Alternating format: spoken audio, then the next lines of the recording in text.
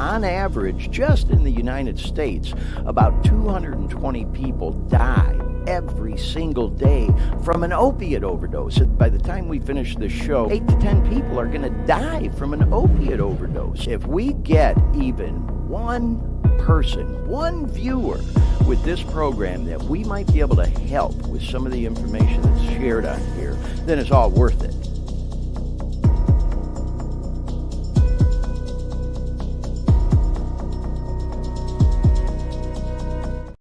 Hey everyone, welcome to the Dare Me podcast. It's your old pal Glenn Victor. Peace. Thanks for tuning in. Looks like we've already got a few viewers and listeners on the show today, and we ordinarily get more as we go along. We are coming to you live right now. I'm out here in Sacramento, California on the West Coast, and right out of the gate, we want to bring in our co-host and producer and rock star partner in crime, Dean Baker, from all the way over on the other side of the country, live from Orlando, Florida. There's Dean. Well, looks like we have everybody in here now. We got everybody. We also got that boy BG from Detroit City, up in the Midwest on the show today. Our special guest, BG. We're so happy to have you on the show today, man. Thanks for being with us, bro. Yes, sir, man. Super grateful to be here, Glenn. I am. I appreciate the invite. I do. Oh God, I'm looking forward to the conversation we're going to have, and we'll be doing the old deep dive, as they say, in the conversation with BG in just a little bit on the show. But I got to tell you guys, man, it is hot as hell out here on the West Coast right now. I saw that post. It was like 101 degrees or something like that. Yeah, and today is actually like supposed to be the hottest day. It's about 110 degrees outside right now. And not to sound cliche, y'all, but you probably heard over the years the old saying that out west it's a different kind of heat. And Dean, you being in Orlando, I know you've lived there as long as I did, man. It is different. It's very humid down in Orlando. I love Orlando weather, but it is humid. And it's like I was laying by the pool yesterday, and it was 103 degrees. I was fine, man. It's definitely different than what you got up there in Detroit City, BG. I know it's kind of hit and miss up there, but it's been warm. Pretty good summer so far, weather-wise, hasn't it? I'll take the heat over the snow any day, man. Oh, bro, any day. I agree. That's what Dean was kind of alluding to. I did a post a couple days ago about it was Bugs Bunny like walking in the desert, and you can tell he's dying, and he goes, "I don't care. I still like summer better than winter." Yeah, man. So, yeah. Well, but winter's a good time to, if you like to go skiing, play in the snow, but then you're done, That's a week. Well, I naturally I have a love for winter because of hockey, and it's hockey season for me, for my kids, but I'm over it real quick, man. Yeah. Real quick. Christmas gets over and I'm through. Yeah. I'm through with it. I'm ready for spring, man. Well, BG, we have that in common, being hockey fans, man. We talked about that a little bit off the air. I got a nephew, my boy Jason, who, man, I'd love to have on the show sometime. Dean, you probably even remember helping me out. We did a highlight reel for him years back. He's a pro hockey player, man, and God, he was drafted at like 18 years old. First player ever to be drafted in the first round out of the North American Hockey League. And he was drafted by the Dallas Stars. He was a goalie and bounced around with a few teams for a while. Played in Philly, Colorado, and St. Louis was where he really got most of his playing time. And literally dream come true. He played against his hometown favorite team, the Detroit Red Wings, couple of games.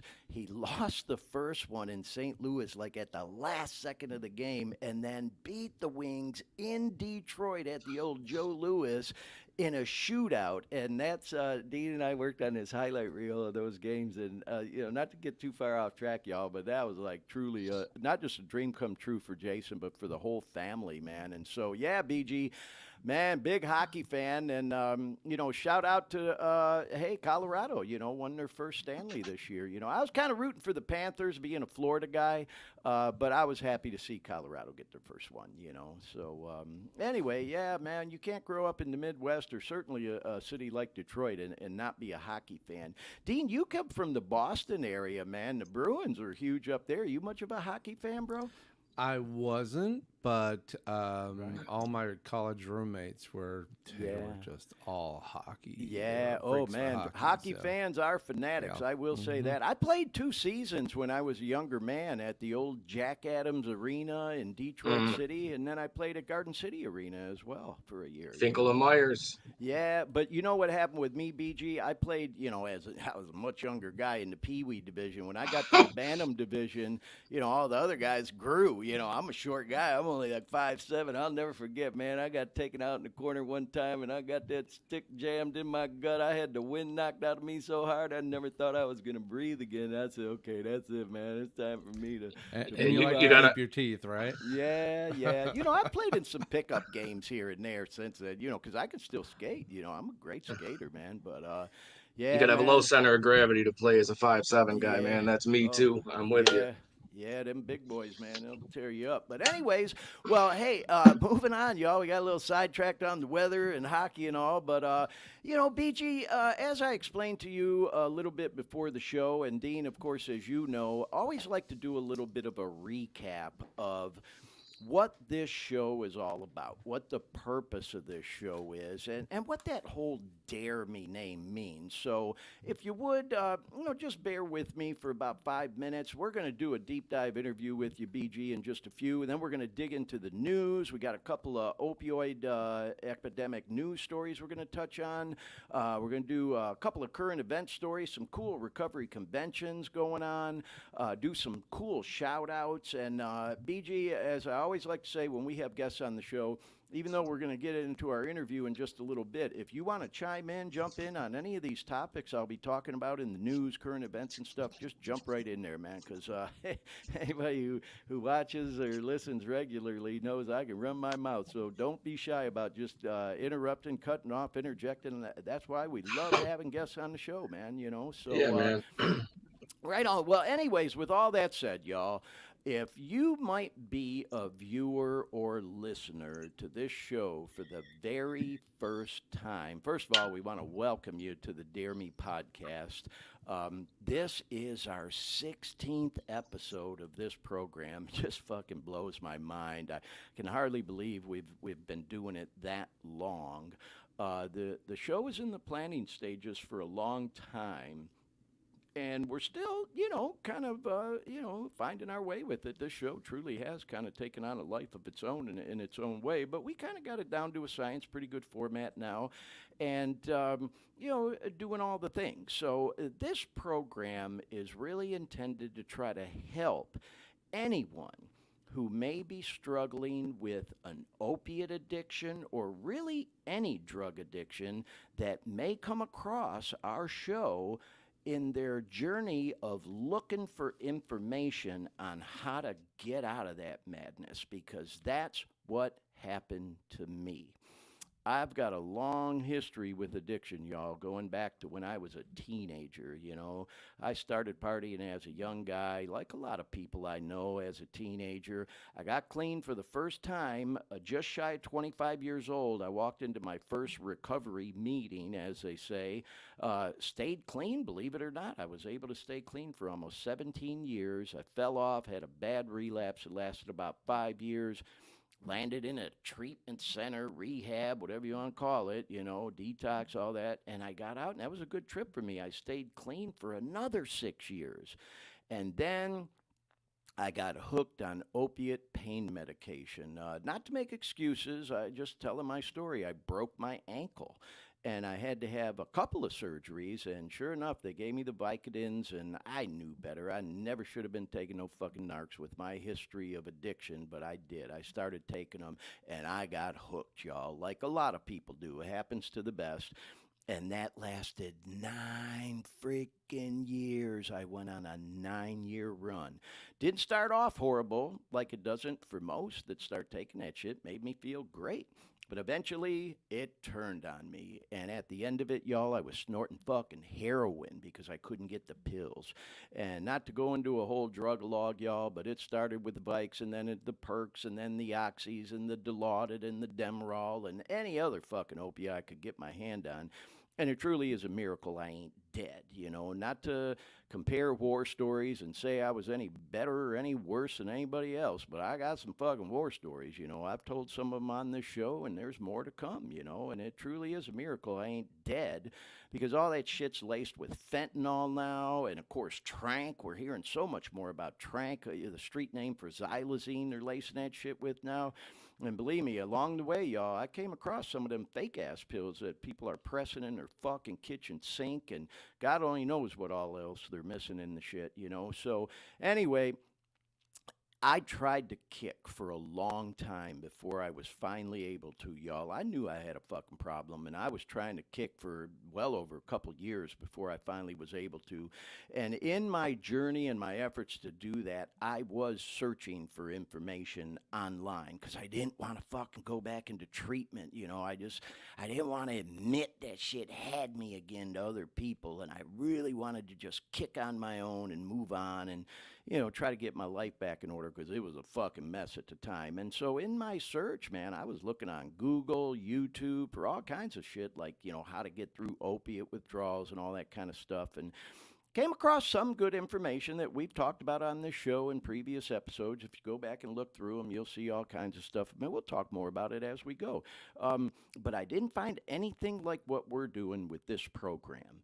And I thought back then that if I could ever fucking get clean again, man, I was going to do something like this. And then I did. You know, we started this program last March, right? In fact, it was coincidence. It didn't plan it this way, but we started this program I think it was a day or two after I had my 2 years clean again. My clean date's March 11th.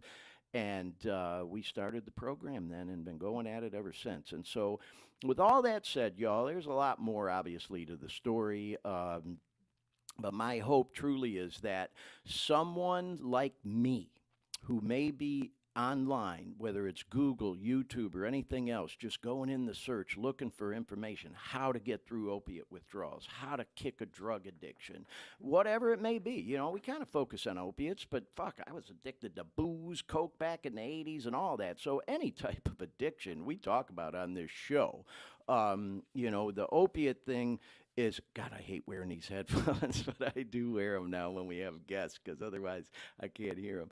But anyways, yeah, man. So that's my hope is somebody who may be going through it, wanting to get out of addiction, go through to the other side, might find our show, and that we might be able to provide some information, some hope, inspiration to them that they can get through it. Because if you're going through it, I promise you, you can get through it. Going through opiate withdrawals literally was the worst thing I've ever been through in my entire fucking life. And I got some stories, you know, but it was horrible. And you know, I think sometimes the level of intensity depends on how long you were doing it, how much of it you were doing. Again, not to sound like I was any better or worse than anybody else, but like I said, yo, it was a 9-year run. If I did, God forbid, ever relapse and started doing the amount right out of the gate I was doing when I kicked, I'd fucking die in a heartbeat because you do build up an immunity. That shit does turn on you, and you just got to start taking more and more and more and more and more just to feel normal, to get right, as they say. You never recapture that euphoric feeling or that high you get at the beginning. So anyway, that's the recap of the show. And then, of course, the purpose of the show and the name Dare Me. You know, it has a lot of different meanings because, as I often say on this show, man, coming out like this, it takes a lot of balls for someone to recover out loud, as they say. You know, and with myself, you know, I worked in the professional world, kind of corporate America, high-profile media guy in both Detroit and Orlando for, you know, most of my working life as an adult. adult, and to come out like this and be so open and honest about it, I don't have any fucking reservations about it now. Like I said, we're 16 episodes into this show. I haven't put it all out there, but at first, a little self-conscious, a little reserved about doing it, and so that's kind of where that name, like, dare me. Fucking dare me to do this, And as we say, even in the intro to the show, and I live by this, man, if this program can help even one person to come out of that addiction, then it's all worth it, man. I thought to myself, and this is the truth, man, I thought to myself when I was going through it and decided to do this show, I have no right to keep to myself what I went through and how I was somehow miraculously able to pull myself through it, living what I feel like is my best life now, and not share that as hope and inspiration to somebody else who may be wanting to get there too. So, that was kind of the initial idea with the name Dare Me, and then from there it just kind of grew into these little hashtags that Dean has across the top of the screen for us.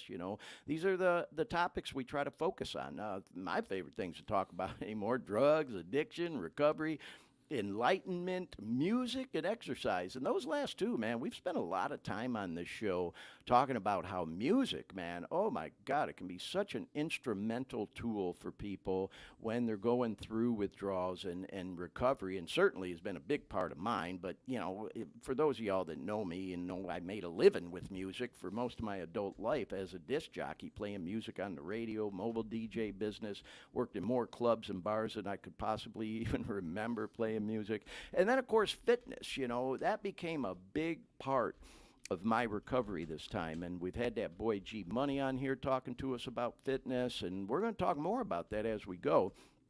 And so these are the topics. We talked about enlightenment and spirituality a few weeks ago. We had 3 guests on one show: that girl Melissa, that boy Steve, that boy Shebang. That was a great show. I highly recommend, if you came across this episode and haven't seen that, go back and look at it. My favorite platform, we're on a lot of platforms with this program. We're live on like 4 different Facebook pages, a few different YouTube channels, Twitter, LinkedIn, all the things. My favorite one is the Dare Me Podcast YouTube channel, because I found most of the information that helped me on YouTube. So I always try to encourage people to go to that YouTube channel. Please subscribe if you would, and like and share, do all the things. But click on that video tab and you'll see all 16 episodes there. Well, of course, today's will be uploaded on there later, and they're all in chronological order. It's not real cluttered. It's all nice and clean. That's a good place to go watch all the shows. But, a few weeks ago, we did one. We called it Opiates and the God Thing, I think is what we called that. Well, we come up with these different names, and that was a real good one, talking about enlightenment. But with all that said, y'all, I am so excited about today's show and the conversation we're going to have with BG, because I kind of feel like we're getting back to what the real gist and nitty-gritty of this show is about. I love talking about music. I love talking about fitness. I love talking about enlightenment, and we're going to talk a little bit about that with BG. I also will say, man, this show is about talking about things like drugs and addiction and recovery and fucking war stories and shit, and like, how bad did it get and what did you do to get out of it and what are you doing now to keep clean and all that stuff. And I just kind of have a feeling that's where we're probably going to end up going a little bit today in our conversation. So, BG, with all that said, man, that's my recap of the show. You still with me, bro? Yes, sir. All right. Well, D, let's go get into the news. And like I said, BG, if you want to chime in with any comments or anything before we get into our full interview and we're talking about the news, current events, shout out, you just jump right in there. So let's see. We're going to bring up some slides now. And whoops, okay, me and Dean were both trying to do it at the same time. Go ahead, you do it. Okay, there we go. I'll add it. Okay, so this is our first story in the news, y'all, and we talked about this on the program. And by the way, I want to say hello. We got a few viewers that came on since I started my rant there a little bit ago, so I want to welcome all the people watching and listening right now. So we talked about this story a few weeks ago, I think about a month ago on the show, that, the opiate and fentanyl crisis in San Francisco is just totally out of control, man. You go downtown and it's just right out in the open. People using out on the streets, dealing out on the streets, and so finally they decided to do a crackdown.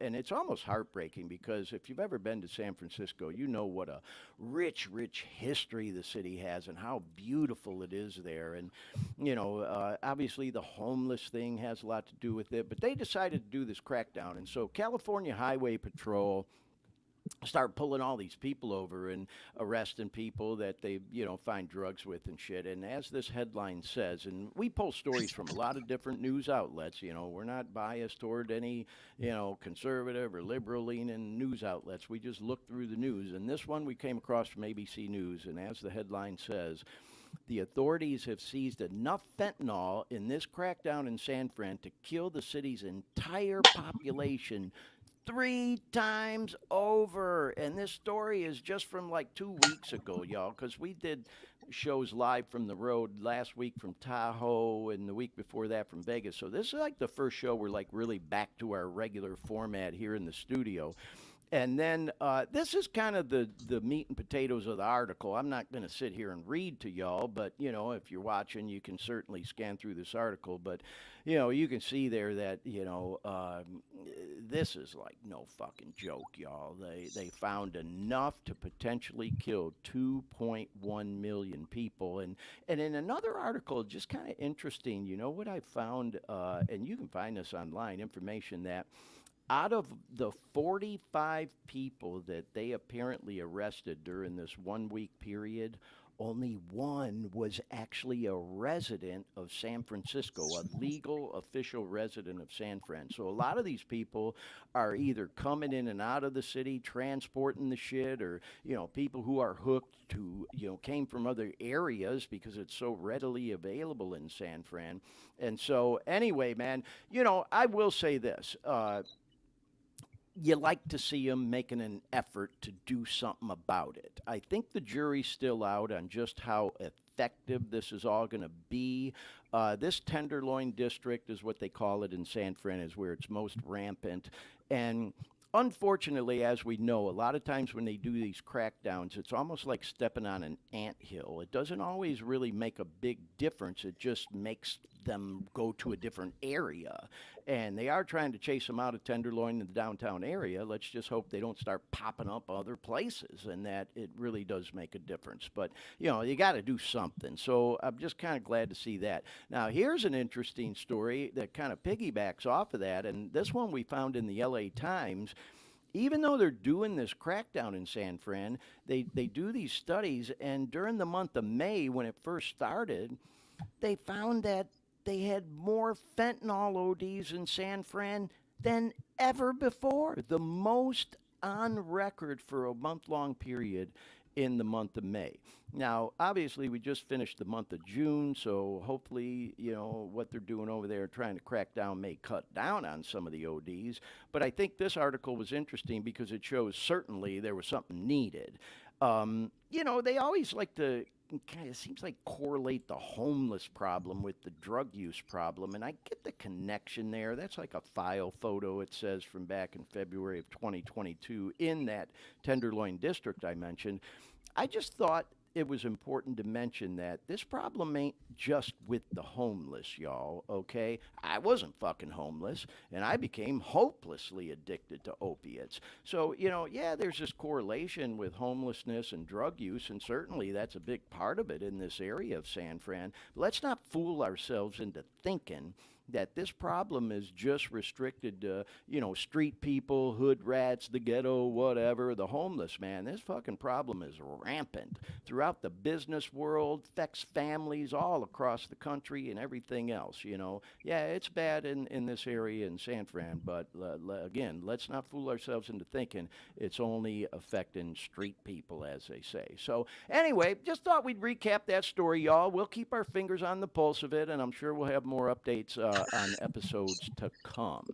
Now we're going to jump all the way across the country, BG, and I'll be curious to hear your input on this one because this is a story we came across just a couple days ago. They ran this one on June 27th, so it was literally just, 5 days ago, that in Detroit City, My hometown, as many y'all know, where I lived the first 30 years of my life and go back to visit all the time because all my family's there and a lot of my friends and whatnot. But anyway, they started this new mobile intervention program, these units going out on the streets of Detroit to help treat opioid addiction. And, it is being conducted by this group who, quite honestly, I don't know a lot about. I just didn't have a lot of time before we did this show to do research on them, but they're called Quality Behavioral Health in Detroit. And we've actually got a video, a news story we're going to show in just a moment here. And it's only about 2 minutes long, so hang with us. And then afterwards, we'll talk about it. And BG, I'd be real curious to hear your input on what you think about this program. Whoops, we want to back up there, Dean, about that. And before we show the video, I just want to say hi to our people in the chat room. I see Lori has joined us on the show. She said sorry for being late. Hey, you're never late, Lori. We're glad to have you. Kelly's on there. And Kelly's doing a shout out to Shivang, but I'm not seeing Shivang in the chat room. But anyway, I think she might have been BG. She might have thought you were Shebang, BG. But anyways, welcome to Lori and Kelly in the chat room. And I see we got a half dozen viewers watching as well. So we want to welcome everyone that's joined in with the program today. So anyways, this story here is really a kind of it's a unique and different approach to trying to tackle this opioid problem. And let's go ahead and watch the video. You got that ready, Dean? Go ahead and play it. Here we go. With the opioid epidemic raging across the country, a new program here at home is aiming to help treat the addiction by bringing treatment options right to those in need, especially in underserved communities. Our Gino Vici has the details near East Grand Boulevard and Mount Elliott on Detroit's west side. Well, this is a new pilot program, and these mobile intervention buses will be hitting the streets in just a few weeks. Now, with the opioid epidemic increasing, getting worse every single day, the company behind it hopes that services like this can become more common. I think it has a huge potential. Dr. Sherry Aliz is heading up a new pilot program, recently approved by the DEA and the state of Michigan, that could have a huge impact on opioid abuse treatment options for underserved communities. A lot of our clients are those that have no access to treatment facilities. Dr. Aliz is talking about this fleet of custom-built specialty buses designed to target underserved communities like homeless shelters, nursing homes, correctional facilities, and neighborhoods with little to no options. The mobile units are scheduled to be rolled out in just a few weeks and will provide full treatment services. So some of these buses will be for group therapies. Some of these buses will be registration. Some of these buses will be for counselors and doctors, and the other buses will be for methadone dispensing. Naveed Syed is the CEO of Quality Behavioral Health in Detroit and says he's operated this center for nearly 3 decades. And the addition of these mobile units are exactly what the community needs to help fight the opioid epidemic. A lot of people are losing their lives and killing themselves by overdosing. So this is the time where we want to help, and I'm really happy that I can do something. Saeed says when the program launches in just a few weeks, there will be 2 buses in Detroit, 1 in Inkster and 1 in Canton. And he's hopeful that number will increase soon after launching. After this pilot is done, we will be able to see how successful this runs, and then we will expand this. Dr. Aliz is very optimistic about this mobile intervention pilot program. It's going to do so good to the community. In Detroit, Gino Vici, CBS News, Detroit. There you go, everyone. So definitely a unique and different approach to this whole opioid epidemic. And I was glad to hear, they're not doing it just in Detroit, but he mentioned Inkster, Canton, and, depending on how well it goes, expanding it to other areas and cities as well. So, BG, being that you're right there in Detroit City, what do you think about that program? Yeah, man, I've known QBH has been around for a long time. My best friend I've brought there a couple times when he was alive, man. And I think it's good to get things out there, get it more in the Inkster as well, man. Inkster is just as bad as Detroit, if not worse in some areas nowadays. Yeah, I know right where that's at. It's a little little apartment complex over there. But yeah, man, anything that can get it out there more, it's obviously better. Right on, right on. Well, once again, I'm being told that maybe I need to turn my mic up a little bit by Lori, who is Yeah. incidentally celebrating 18 months clean today. We want to send a shout out to Lori in the chat room, one of our regular viewers and listeners. On her 18 months today. That's huge, Lori. Congratulations to you. I hope you're going to a meeting or maybe already did to pick up your 18-month key tag or chip or whatever. But shout out to Lori. So yeah, I turned my mic up just a little bit there, Dean, just so you know. Anyway, Yep. yeah, well, BG, I really appreciate your input on that, and I just thought it was, a cool story that we'd show.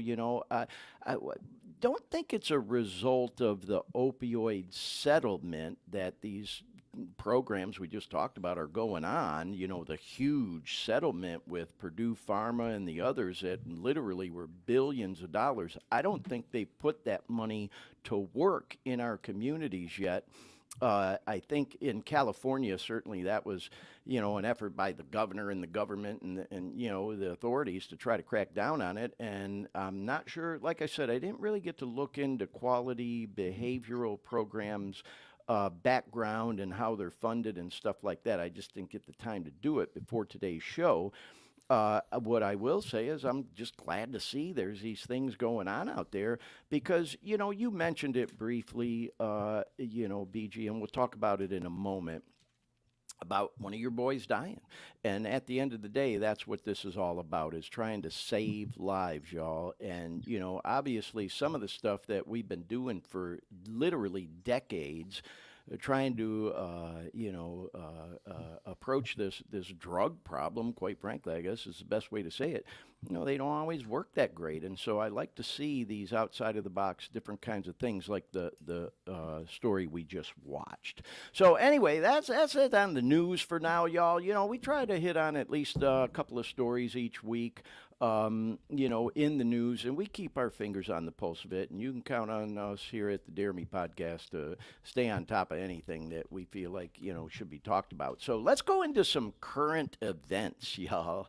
Because I can tell you, man, I was feeling a little homesick for Orlando this weekend because there's an event going on. And I'm looking for our slides here. Let me bring them back up in a second here. Actually, it just wrapped up today in Orlando. And what it is the annual, here, let me bring it up. There it is, the annual Florida Regional Convention of Narcotics Anonymous, or what is commonly referred to the acronym of FRICNA. And I just want to put this out there. I try to say it every week, y'all. I ain't no representative of NAAA, fucking A, or any other 12-step group. I'm just another addict, another guy trying to stay clean on a daily basis, y'all. Ain't trying to break no damn traditions for all our purists and NA gurus out there. I love y'all. Doesn't mean I can't fucking talk about these programs, and we damn sure do on this show. And so, man, we want to get the information out there. And this is all common knowledge information. It ain't like I'm sharing anything that's supposed to be confidential. It's all out there on the internet and social media and every other damn thing. And so, anyway, they had the annual Florida Regional Convention, and I gotta confess, y'all, I'm not good at Roman numerals, and I don't know which one this was. XLI, I think it's like 40 something, whatever the hell it is. But they do this thing every year, 4th of July weekend. And with the 4th falling in the middle of the week this year, it's kind of weird, the idea whether they did it this weekend or next weekend. But anyway, you can see the theme for it this year was surviving against all odds. And Glenn, usually XLI is a Roman numeral for 41. 41. Thank you, Dean. Okay. And I got to ask, now, did you know that or did you just look it up real quick? Tell the truth, Dean. I'm kidding you, man. No comment. Yeah, no comment. but anyway, as I know you're aware, BG, these NA conventions, man, oh my God, they're so powerful, literally. And Frickna's a big one. People come from not just around the country, but literally around the world to attend these things. And there's, for some of them, literally thousands of people, and that's certainly the case with Frickna. And it's a few days long. They have all kinds of different meetings going on, and speakers and a lot of other cool stuff. They have pool parties, there's a banquet, and then, of course, the highlight of every convention I've ever been to, recovery convention, is when they do the countdown. It's the clean time countdown, or at AA, the sobriety countdown. And they started however many years and then go all the way down to literally like who's here today who may have one day clean. And so it's just so powerful, and you really ride the wave of that energy and that vibe for weeks after the convention. And I need to mention something. I put a post on social media yesterday, that I was feeling homesick, and that, I'm paraphrasing, in spirit, I'm standing up for 2 years clean again. And I had all these people like comment on my post, hey, congratulations, good for you, and all this stuff. And I thought, oh my God, these fucking people are going to think that this is my clean date. When I just put a post out last March, I did this like crazy video where I really got overexcited, about getting my 2 years. And so I thought anybody who's paying attention is like, well, wait a minute, I thought he just had his 2 years. But so I was just kind of doing a, acknowledgement that had I been at the Frickna convention last night, when they called 2 years, that's when I would have stood up, because I'm between 2 and 3. So, anyways, shout out to all my Orlando and Central Florida friends, and anybody else who would have attended Frickna. That's the banner, and this is a name tag friend of mine posted. They give you these lanyards to wear, and I kind of, edited out her name, but I put, the name tag here. And so, yeah, man, that I've been to a lot of NA conventions over the years, y'all. As I've shared on this program, I first walked into NA as a young man, just shy of 25. I'm fucking 61 years old now, so that's a lot of NA conventions over that time. And both clean and using, and clean and using and clean. Never thought in a million fucking years I would ever go to a meeting, let alone an NA convention, using. But as I've said on previous episodes of this show, thank God for the tradition that the only requirement for membership in any 12-step program is a desire to stop using, and that you are a member when you fucking say you are. Nobody else can decide that but you. And there's Shebang. He's in the chat room now, live from Detroit City, baby. Hey, Shebang, welcome to the program. So, anyways, yeah, man. I've been to a lot of conventions over the years, but more Fricknas than any other one. And so, it just wasn't in the cards for me to go to Frickna this year, but was definitely there in spirit. And now we're going to talk about this one. Next weekend, 6th through the 9th, is what we call the MRCNA Convention. That's the acronym for Michigan Regional Convention of Narcotics Anonymous. This will be the 37th one there. And like I said, with the 4th being in the middle of the week, it turned out Florida did it the weekend before the 4th. Michigan's doing it the weekend after. But usually they're the same weekend because they always do the 4th. But this one's in Grand Rapids, and there's just some information about it. That countdown, I pulled this photo yesterday, so it's less than that amount away. But this next picture is some registration information. You could actually scan that barcode and do all the things if you wanted to right from our screen. But that one is a great convention, too. In fact, the Merckton Convention is the very first NA convention I ever went to, way back July of 1987. Holy fucking cow. You weren't even alive yet back then, were you, VG? 91. Yeah, bro. So, but hey, man, that's it's just so fucking cool having you on the show today. And so, anyway, I got to tell this story, and then we're going to jump into, talking to you in a deep dive here real quick. You and I talked about this off the air real quick, and Shebang, I see you're in the chat. You'll remember this, too. It was exactly 1 year ago today that we were at that Michigan convention in Grand Rapids, because they did it in Grand Rapids last year. And Shebang and I talked about this on this show one time, BG. I don't think you're aware. We were joking about it. Of course, I had seen you at recovery meetings around town while I was back up in Detroit kicking and all, but it was the first time we really got a chance to sit down, kind of get to know each other. You and I and Shebang and Dan went out to eat at this Indian restaurant. And you guys were saying you never had Indian food before. And I wasn't even really that hungry, but I was like, oh, hell no, we got to get some food. And Shivang was like, God damn, bro, you ordered one of everything on the fucking menu, And we had a feast, man. And, I just remember that day like it was yesterday. And it was actually, it's so bizarre how my life goes, man. Here you are on the show today. And we certainly didn't plan it this way.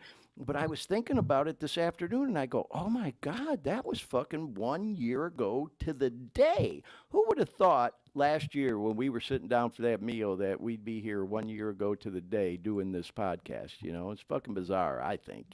Completely. Everything's unpredictable, man, for Yeah. sure. Well, me and Shebang were joking because if you remember that day, I'm so flexible, man, because I work out, I go to yoga all the time, and I was sitting like cross-legged, crisscross applesauce in my chair, and you looked at me and you go, dude.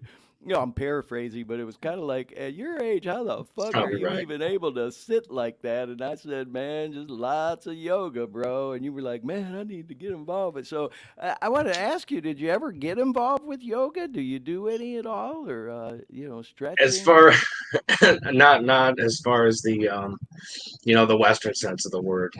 I haven't done any like physical yoga. No, I need to make some time for that. But with my kids and everything else, man, I'm so busy with sports. I get But it, no, bro. man, yeah, my it's funny because I do sit in meditation, and I can sit. I can't sit all the way into it like you do, but Right. Not yet. I can not yet, no. But even just sitting regular like cross-legged style, man, I get about a minute and a half before I Right, start, right. my body starts screaming, man, I gotta move position. So yeah, it's definitely a wake up. And Yeah. I gotta do some stretching, man. Yeah, well, hey, you're still a young man, so yeah, I get it, but it takes a little while to do it, you know what I mean? And I wasn't always like that, believe me. I was serious when I told you a lot of yoga, a lot of stretching, and I mentioned this on this program a couple times, BG. I remember when I first started doing yoga, I was a little self-conscious about it, especially with some of my homeboys from the hood and shit. Like, man, what's this motherfucking pussy ass motherfucker doing yoga? And then I start reading about it and all that kind of stuff, and it's like, God, man, guys like fucking Kobe when he was still alive, he did yoga and swore by it. LeBron still does yoga on the regular, and I thought, fuck, if it's good enough for Kobe and LeBron, I can fucking do it too. And I can honestly say it's one of the best things that's ever happened to me for physically, like my lower back and my extremities, and like we talked about, just becoming more flexible and stretching, but also mentally and Mm. spiritually, man. A lot of meditation involved with yoga, and it really led me into digging deeper into enlightenment and Hinduism and things like that, man. That we'll talk a little bit about on the program, but I couldn't resist just mentioning that story, man. That I just think it's kind of bizarre that 1 year ago today, it could be almost to the hour that here me, you, Dan, and Shebang were having dinner together, and 1 year later to the day, we're here on the show. So, anyways, though, going back to those slides. Yep. Bring them up there. A couple of current events. Frickna Convention just wrapped up today, and shout out to everybody there that was at that thing. I saw a lot of pictures online that people were posting. Shout out to a couple of my friends, Guy, Biff. Oh my God, talk about NA royalty, as we say. Just a lot of people were there, man. That I was feeling kind of homesick. So, and I'm sure I'll be feeling that way next weekend with the Merckna Convention going on, because, like I said, it just wasn't in the cards for me to go to those this year. I'm still hoping and planning on going to the South Florida Convention in August. We'll talk a little bit more about that one maybe next week. And then, BG, I'll be up in Detroit visiting that last week, I think it is, of August. So hope to see you while I'm up there. at that time. So anyway, we want to do some shout outs now, y'all. Moving on from the news and current events. And today is Nikki's 22nd year anniversary of sobriety. And by the way, Kelly's in the chat. I want to thank her for sending me this picture yesterday. I appreciate that, Kelly. I saw some stuff online about it too, but I pulled this picture you sent me. There's that boy Nikki Six from Motley Crue, who's been living clean and sober now for 22 motherfucking years, man. How cool is that? And if you're interested, this is from his Insta page, but if you go to his Facebook page, just type in Nikki Six, he wrote a really long, just kind of message to people who are, living clean and sober or trying to get there, that was very inspirational. And I never met the man. I wish I did. Maybe I will someday. Hey, Nikki, have you ever seen us, bro? Come on the podcast, man. We'll talk about living clean. But we want to do congrats and shout out to Nikki Six on his 22nd year of sobriety. I also want to do a shout out to one of my favorite people to talk about on this show, that boy Kasky. Here's another fucking bizarre story, and we do have, I see Shebang still in the chat room. He'll remember this story. It was 1 year ago to the day yesterday that Kasky released this album called This Isn't Even My Final Form, which is a very recovery-oriented album, y'all. And here's kind of the bizarre story. BG, I think me and Shebang may have told you this story before, but, I've been a big Kasky fan for a long time. It's a long story that I won't get into again right now, but I've been a big fan for years, He's a guy that's, over 30 years old now, but he's been doing music since he was a teenager. He was signed to like Birdman at, I think, 15 or 16, and he's just this amazing artist that I love to death. And he, and I'm not, saying anything that would be in confidence because he shared all this information openly. He developed a drug problem and he put all his vices down and he's living clean now. And this album was all about part of his journey and an inspiration to people like myself, who going through that journey as well. So anyway, I knew he was putting this album out, but I had no freaking idea what it was going to be about or anything like that. I just happened to know that it was dropping that day, which happened to be 1 year ago yesterday. And Shebang will remember this. Me and him were driving up I-96, going to Grand Rapids to go to that Michigan NA convention. And we're just bullshitting and stuff. And I said, hey, man, listen, that boy Kasky dropped a new album today. Why don't we pop some on and listen to some of it? And he's like, hell yeah, put that shit on, bro. So we did. We started bumping it.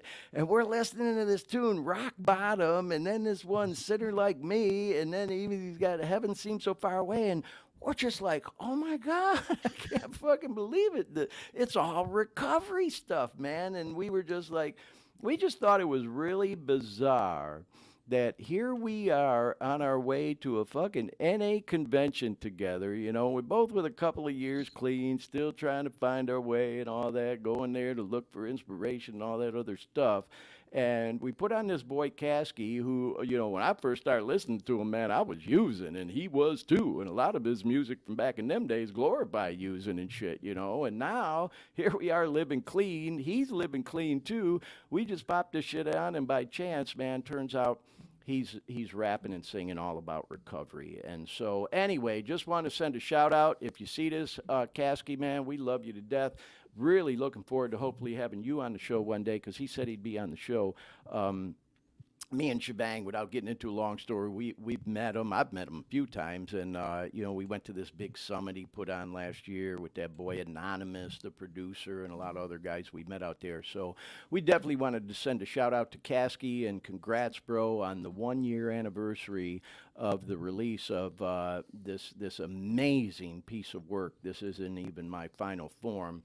And a lot of new stuff coming out from Kasky lately. He's been dropping some freestyles the last couple Fridays in a row. him and Anonymous about to put out this release, Cadillac Music. Really looking forward to hearing and seeing that.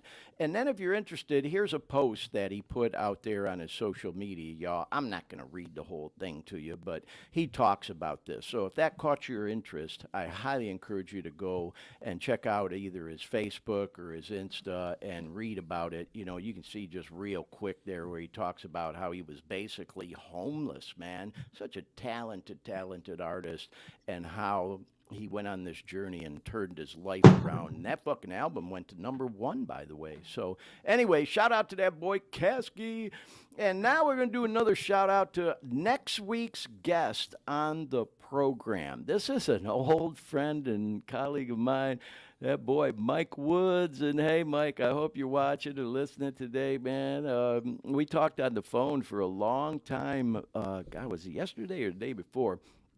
And Mike had some previous commitments going on. He wasn't quite sure, when he'd have free time. But it looks like we're going to have him on next week. And you can see on the left, man, there he is. He's a talented performer, rock and roll guy, man. As you're going to see in a couple pictures and a video clip we're going to play. I've known Mike for God, oh man, it's been probably about 32 years. I met him shortly after I moved to Orlando. And, we were never like really tight buddies, like we hung out on the weekends or anything, but used to see him around the rooms all the time. And he used to come to a lot of the dances I was a DJ at and shit like that. So we definitely knew each other and who each other was. We'd always kind of nod in acknowledgement or whatever and follow each other on social media now. And he just recently cut his hair, as you can see in that picture on the right, man. I actually think it looks pretty good. Now, see, I wouldn't look good shaving my damn head. My head is shaped so weird. But anyway, so moving on, Mike is kind of a one-man band. The guy is such a talented guitar player, and he's really into that heavy metal stuff, y'all. And so anyway, his music that he puts out there is under this name Cult of the Storm, and you can see all this shit on all the social media platforms. He's out there on YouTube, Spotify, SoundCloud, you get it. And he actually just released something just yesterday. We're going to play a short clip of in here in just a little bit. But he's got a lot of other music out there too, y'all, that I highly encourage you to listen to. Before we play the clip, though, I couldn't help but do a little name dropping, okay? So here's Mike with his cool-looking son, Connell. I think I'm pronouncing it correctly. Connell, I think it is. But that boy in the middle is Will Hunt, if he looks familiar to you. One of the most amazing rock and roll drummers out there from Evanescence, plays drums for Evanescence. And Mike and Will went to high school together. And they've remained friends over the years. And this is Mike at one of the Evanescence shows with his son. And they're, looks like they're backstage here or whatever. And they got a picture of themselves there. And that's a great, cool pic. But this next one, y'all, oh my God, there he is with my girl. Oh God, I just fucking love Amy Lee. That's Amy Lee there between Mike and his son. And if you don't know who Amy Lee is, I feel sorry for you. You ought to go check her out.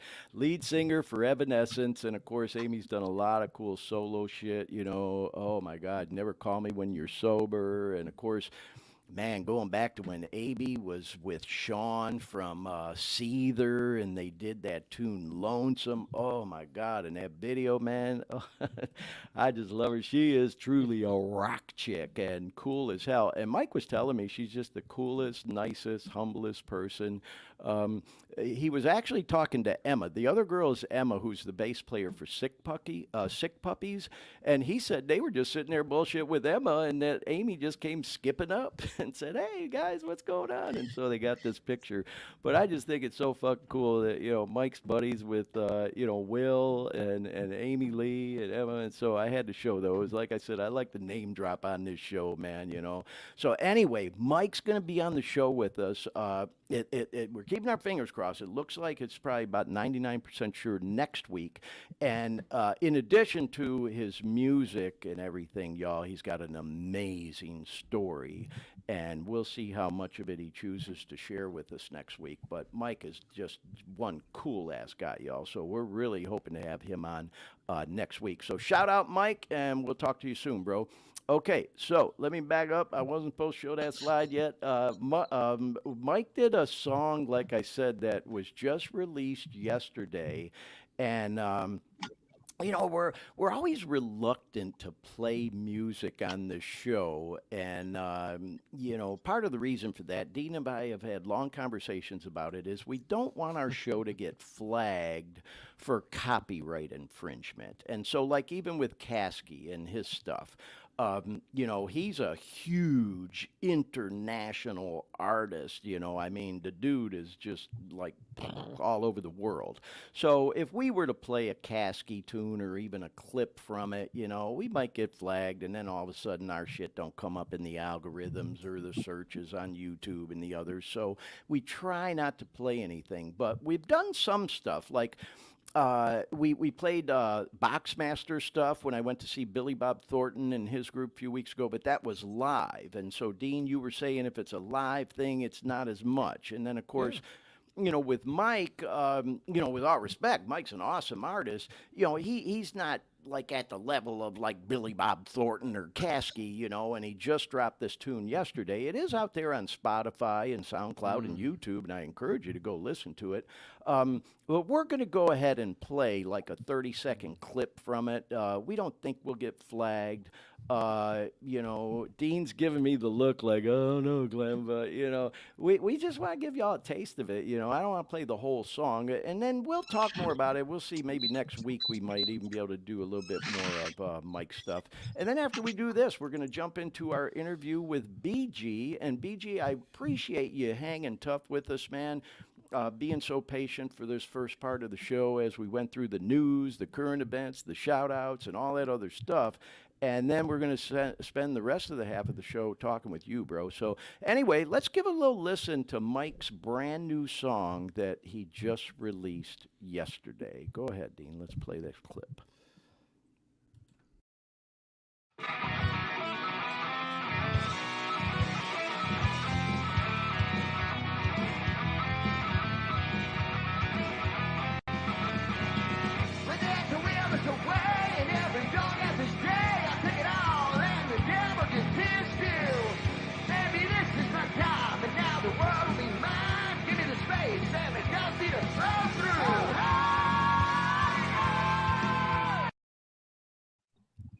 Oh, just kidding, y'all.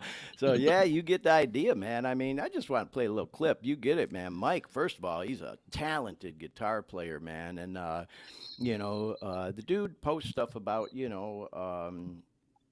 sometimes as some of y'all know who follow my stuff, I do music, and I've been working in auto tune and working on music production with shebang and all that stuff, and I get self-conscious about my singing sometimes.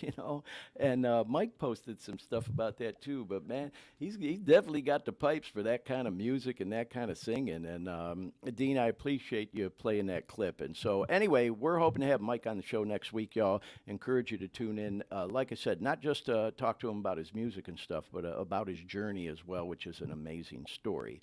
And speaking of journeys, just want to thank you again, BG, for hanging tough with us through all of that and the comments and input that you shared with us along the way. But right now, man, we want to jump in and take a deep dive, as we say, into your story a little bit. I'll say this as an intro to you, BG. I've learned doing this show, I say on here a lot, it's a lot of work putting this program on. It really is. I mean, literally almost like a full-time job that I could hire a full-time assistant to help me with that I'm actually kind of working on. But where I'm going with that is some of the guests we have are very, how shall I say, I don't mean this in a disrespectful way, almost like anal retentive. They're so structured and organized, and they'll want to do a rehearsal ahead of time and have a script, and I just have to tell them, no, man, we can't do it like that, bro. It'll come across way too stilted and phony. I just want us to have a conversation, shoot from the hip. I do have an outline I use each week just to kind of keep me going. That's just because my memory ain't what it used to be. And I get it. Some people just want to be more in their comfort zone and have that little bit of structure, and that's fine. No problem with that at all. I get that. I will also say I love it when I have a guest like you. And we had that boy Steve on and Melissa a couple weeks ago. They were the same way. They were like, bro, just do it, man. Just lead me wherever you want to go. Nothing's off limits. Let's just talk like we're two guys hanging out having a conversation. And so I just want to say I appreciate that, BG. So we talked a little bit off the air before we really got started today about. I think that our viewers and listeners would love to hear your story, like what happened, what you did about it, and what you're doing now. Is that a good way to maybe introduce you here onto this topic? Yeah, man. Yeah, for sure. Absolutely. Well, Eh, have at it, man. Tell us what happened, and what you did, and what you're doing now about it when it comes to this whole topic of drugs and addiction and recovery and everything else. Yeah, man. Just like anybody else, I could go into the using, but we've all used. That's what it all really. We all have that in common, right? But the Yep. main thing, right, is why we were using, right? Why I was Hmm. using. I'll speak for myself, and I started, I was using with my dad at a real young age, and he used to instill in me, man, like he's no longer with us, but he used to instill in me once when I would try to get clean or even mention it, he'd say, you might go a week, you might go a year, but you'll always be back. Mm. He'd say, once a smoker, always a smoker. That was something that he always said, man.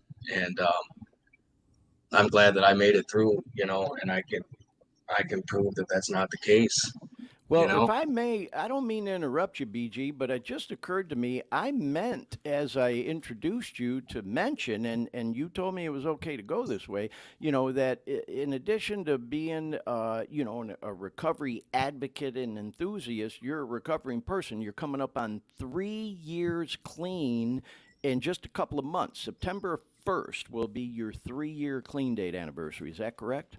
Yes, sir. Yeah, I think that's important to mention. So anyway, yeah. Yeah, man. And like I was saying, the that we all have in common, but I think over here on this side of the world, man, and in this day and age, the problem's much, I don't want to say deeper, but it's nobody's taught to look inward, man, Mm. and nobody looks inward for anything. And I don't want to speak for everybody, but I'm just speaking as a nation, and on this side of the world and the time that we're in, everything's geared towards gaining and this and that and outward, right? And it's always the next and the bigger thing, and it's all me, me, me, me, and that's why the program, in relation to that, it says the center of it, is my complete and total self-centeredness. That's where all my suffering comes from. And I think the program, just like any other any other religion, or any other spiritual text or anything, it's all geared from the same thing, right?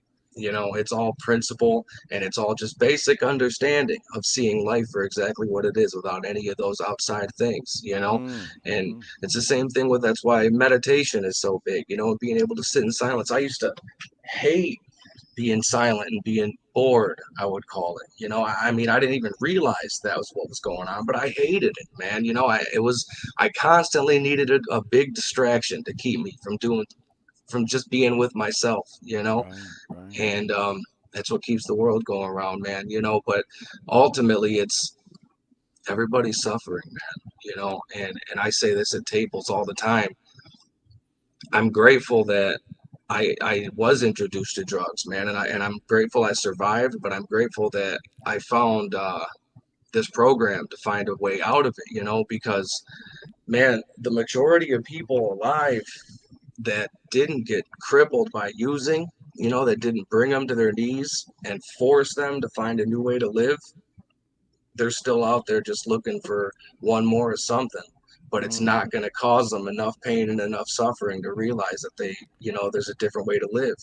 BG, if I may, I'd like to interject right there because I'm so glad you explained that the way you did. And I'd just like to kind of piggyback and maybe paraphrase off that a little bit. You know, I have an old friend of mine who I think he follows our stuff from time to time because he'll chime in. That boy, Louie. From Detroit, who lives in Orlando now, old timer, and I've mentioned him on the show before. You know, we've had deep conversations. He's been clean a long time, certainly been a mentor of mine. And we've talked from time to time about exactly what you were just alluding to, that once you take the dope away, what are you recovering from?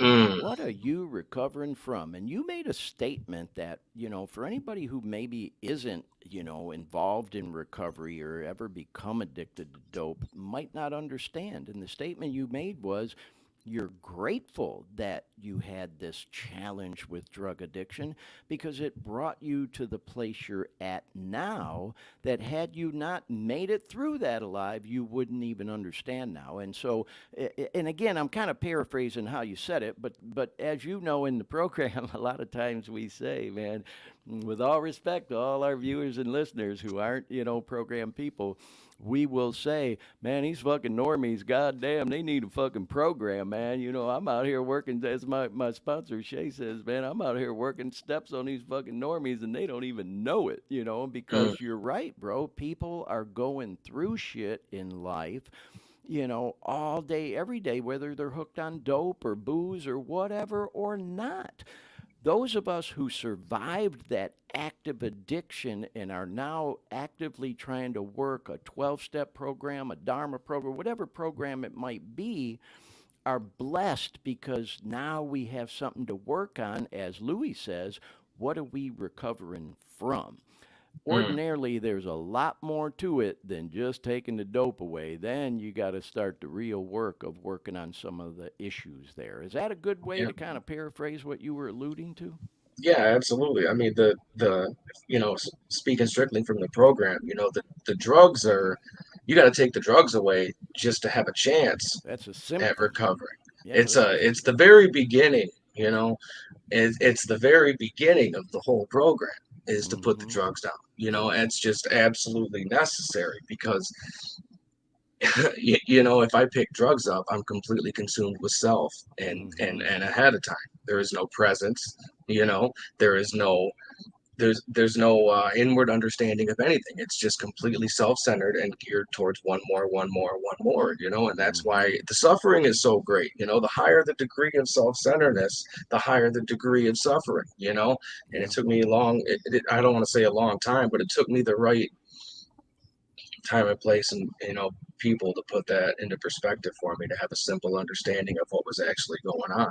Yeah. And it really is, it's a key word. It's simple. It's so simple that I overlooked it for a very long time, Yeah, you how's know. that old saying around the 12 step or recovery programs? It's a very simple program for complicated people. We It's tend the to overcomplicate it, you know? it's the first word in the basic text. Yeah. Simplicity. Yeah. Well, with that in mind, BG, let me ask you this, because when we were kind of messaging back and forth, you know, you had mentioned to me that you wanted to talk about, you know, drugs, addiction, recovery, and you had a word in there that definitely caught my attention. You mentioned enlightenment, spirituality as well, which we'll talk about. There was one key word that definitely caught my attention, and we talked briefly about it, and that word was presence. Mm. Tell me what you meant by that. I think our viewers and listeners, and myself included, would be curious to hear what you meant by that. Well, that also, spins off of like what I was just saying. It was so simple that I missed it, And if you would have told me anything about any of this when I was wrapped up in my using, it would just wouldn't have made any sense. And there's no way, because it would have been against my agenda. I needed a problem, but that was all geared away from my constant need for myself and ahead of time, worried about, the future, the past, whatever. I said this when I picked up like a year clean. I've only been present for about 5 months in my entire life, Mm. outside of being a toddler, Mm-hmm. because I see it in my kids all the time. you see the change start gradually happening. You know, you look at a toddler and they're happy, joyous, free. They're not worried about tomorrow. They're not worried about what happened yesterday. You bring up what they're going to do tomorrow. If you ask a toddler what they're going to do tomorrow, they'll look at you like you're absolutely crazy. Yeah, right. You know, but something happens along the line where we become completely obsessed with, you know what I mean, where this is all going and what am I going to do and what is this going to become? And it completely it completely overtook my sense of being just present for my life, you know? And that's kind of like what I touched on earlier. You know, we're geared towards that. We don't even know it. You know, it's so deep into the system, you know, for lack of a better term, that everything's about status and everything's about what we're going to become. You know, you go to even the way school is set up, right? You get in kindergarten, it's like you got this happy, joyous, and free toddler running around enjoying life, not caring about anything. You know, when he's dirty, he's dirty. When he, you know what I mean, he doesn't care about any of it. And then something happens along the line where we get in the school system, right? And it's like you're in kindergarten and you can't wait to get into first grade. And you get into first grade and you can't wait to get into second grade. And then you can't wait to get out of that and get into the junior high with the bigger kids, right? And it's always this gear up. And then when you get older, you wish you were younger again, but that you know what you knew. It's just always ahead, and it's never now. Yeah. It's never now. It's always somewhere other than here, you know? You know And what, bro? I don't mean to interrupt, but I gotta mention this because I don't want to forget it. My very first sponsor in the program, going back a long time, Chester, that boy Chester Myers, may he rest in peace. He's no longer with us, you know, but he taught me so much stuff, man, that I've remembered all these years. And I'm sure he learned it around the rooms from someone else and just, as we say, you know, passed it on to me. But he used to say something you just alluded to. Because I was stressing about the future and so fucked up about shit that happened in the past, you know, in my mind. I was just so miserable.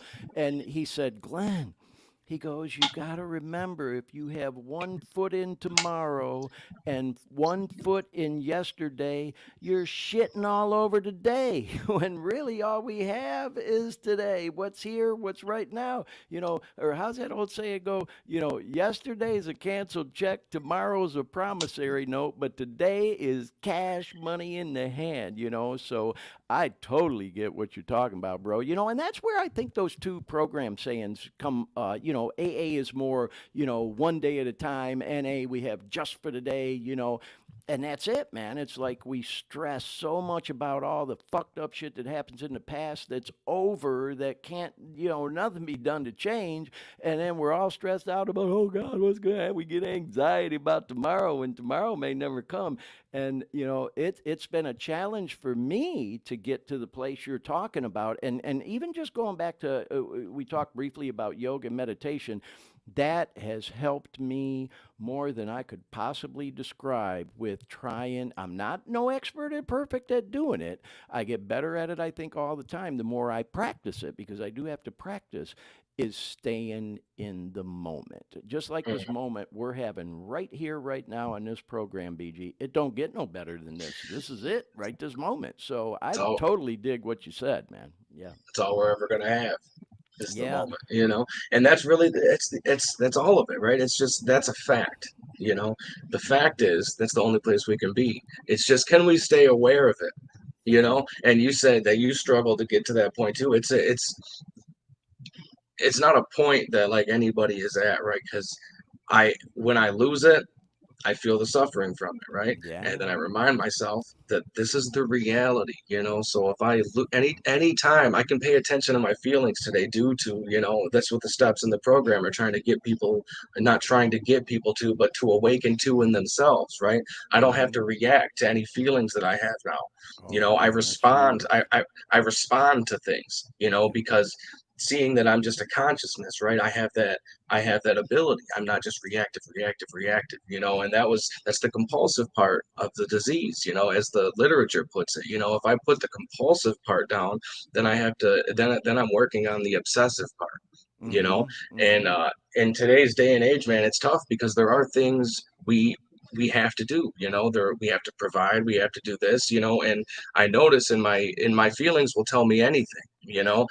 Anytime I'm anything but content, I'm suffering from something. And it's always taking what is and comparing it to what my imagination says could be, would be, or should be, that I Right. want, that is most beneficial to me. And then I have those two comparisons. So now I'm in friction, right? Because I have an idea of what I want, and then I have what Mm-hmm. reality is. And then I Right. feel it, and it's like, here I go again, suffering over my own imagination. I Right. create every problem I've ever had. I can't possibly have a problem in the present, Mm-hmm. you know? Yeah, I I can't. totally get it, bro. I was once told, Glenn, stop projecting. You're stressing out about shit that may never even happen, you know? And then if it does happen, you'll have stressed out about it twice, you know? And Yeah. so it's like, Yeah. but I just wanted to jump in too, BG, because I want to clarify something for some of our viewers and listeners who may be watching or listening that aren't familiar with the programs. Like I talked about even earlier in the show, our hope is that with some of the people who come across this program, maybe they're still in an active addiction and in the process of looking for information, whether it be on Google or YouTube or wherever to find a way out, they find us. But maybe they're not familiar with NAAA, fucking AOAGA, 12 step Dharma, whatever Hmm. program. And so I've noticed this happens a lot when I have guests.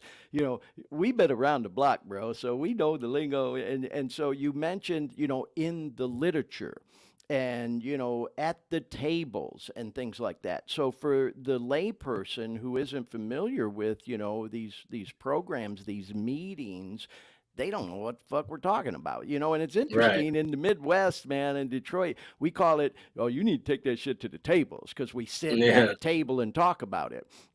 Down south in Florida, they don't know what going to the tables means. It's about, oh, you need to take that shit to the rooms. It's more the rooms, kind of the same concept, so to Yeah. speak, out here out west. But when we talk about the literature, for those who may be watching or listening who don't know what we mean by that, is what we're talking about is 12-step literature, whether it's the NA program, the AA program, the Dharma program, whatever. All these programs have literature. Pamphlets, we call them IPs, informational pamphlets. Of course, in AA, they have the big book. In NA, we have the basic text. We have step working guides. All this kind of stuff is basically referred to as the literature. And the information in those resources is just unbelievable and amazing. And if you're a person who thinks you may be an addict or an alcoholic or whatever the fuck you want to call it, I'm an NA guy. So for me, it's an addict, it's all inclusive. But, I respect all the programs, man. I don't have no problem with all that. What I will say is, and you know this, BG, and all my NA friends, you read that basic text for the first time, if you truly are an addict, you can't put it down. Once you start reading it, you're like, holy fuck, somebody's been following me around my whole life, Yeah. taking notes, and they wrote a book about me, Well, And then you go back and read it different times, and different things jump out at you depending on where you're at in your life. So anyway, yeah. I kind of wanted to clarify that. And then if I may, bro, because I definitely want to talk and hear from you more, I wanted to clarify one thing. Everything we were just talking about staying in the present and in the moment. I think it's important for us to clarify part of the reason we talk about that is because we are trying to protect our peace. If we get too stressed out about all the regrets of things from the past, whether it be as a result of our active addiction or otherwise, or too stressed out about the future and all the what ifs, it fucks with our peace. And now all of a sudden we get a case of, pardon the expression, the fuck it's, and you hear that expression around the rooms a lot. Oh God, I hope I don't get a case of the fuck it's. In other words, fuck this shit, fuck this program, fuck this job, fuck that old lady, fuck that old man, fuck the kids, fuck everything. I'm going to get high. I'm using, I'm checking out, Fuck all that shit, I'll deal with it later. Well, that's the last damn thing any of us want to happen. So we got to do what we can to protect our peace. So it goes right back to what we talked about when we started that conversation. You take the dope away, which you have to do. That's the beginning. You got to take away the dope. But it don't stop there. That's just the beginning. Now what are you going to do? Like my boy Louis says, what are you recovering from? And so now you got to do things to try to protect your peace so that you don't get a case of the fuckets and have serenity, as we say in your life. Have some peace and live reasonably happy. You know, I mean, let's face it, we all have bad days where we get in a shitty mood or whatever and shit like that. But for the most part, man, you know, once we get some time and a little recovery behind us, most of the people I know that are working a good program are pretty happy, joyous, and free, like you said, you know. So wouldn't you agree that's a pretty good way to kind of paraphrase everything we were talking about? Yeah, absolutely. Absolutely. And that's the goal, right? Is to be happy, joyous, and free. And that's where we are at our core, is happy, Yeah. joyous, and free. Yes. And I love that expression. What are you recovering from? Yeah. Isn't Because that good? that's huge, right? Mm-hmm. Because what are you recovering from? And like you said, you take the drugs away, the suffering's still there.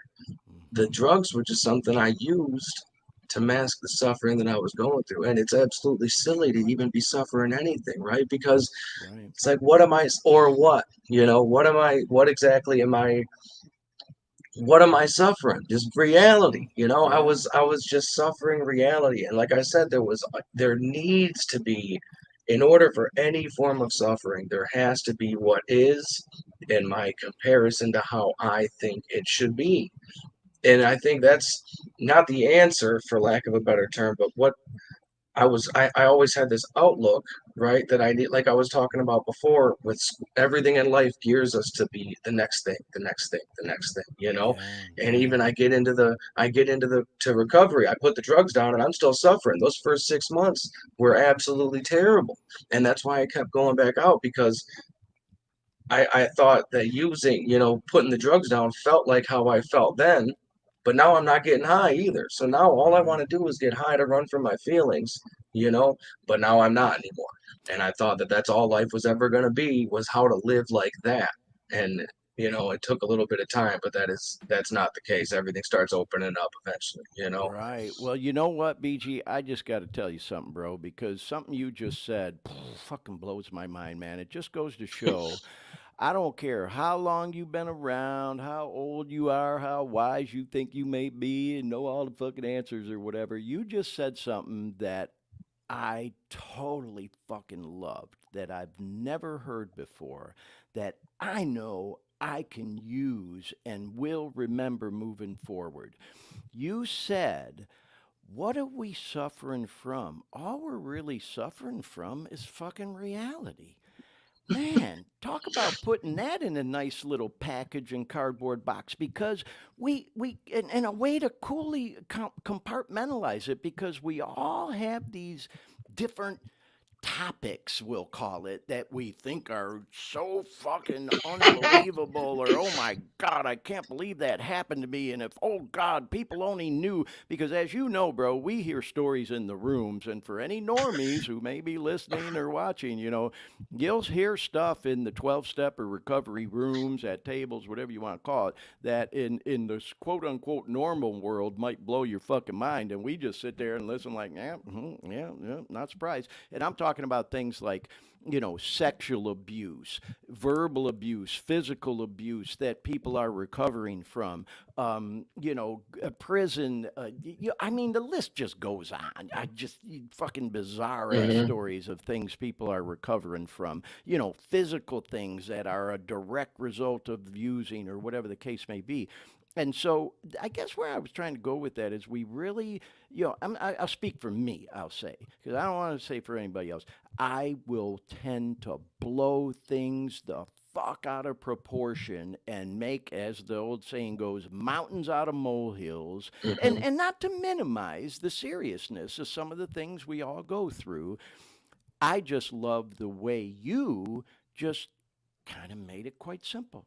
We're suffering from fucking reality. That shit is all reality. We've talked about this on this show before because I've touched on some topics, BG, that some might consider to be taboo.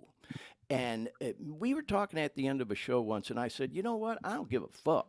I really don't care what people think of me anymore. That old saying in the program, what other people think of me is none of my business.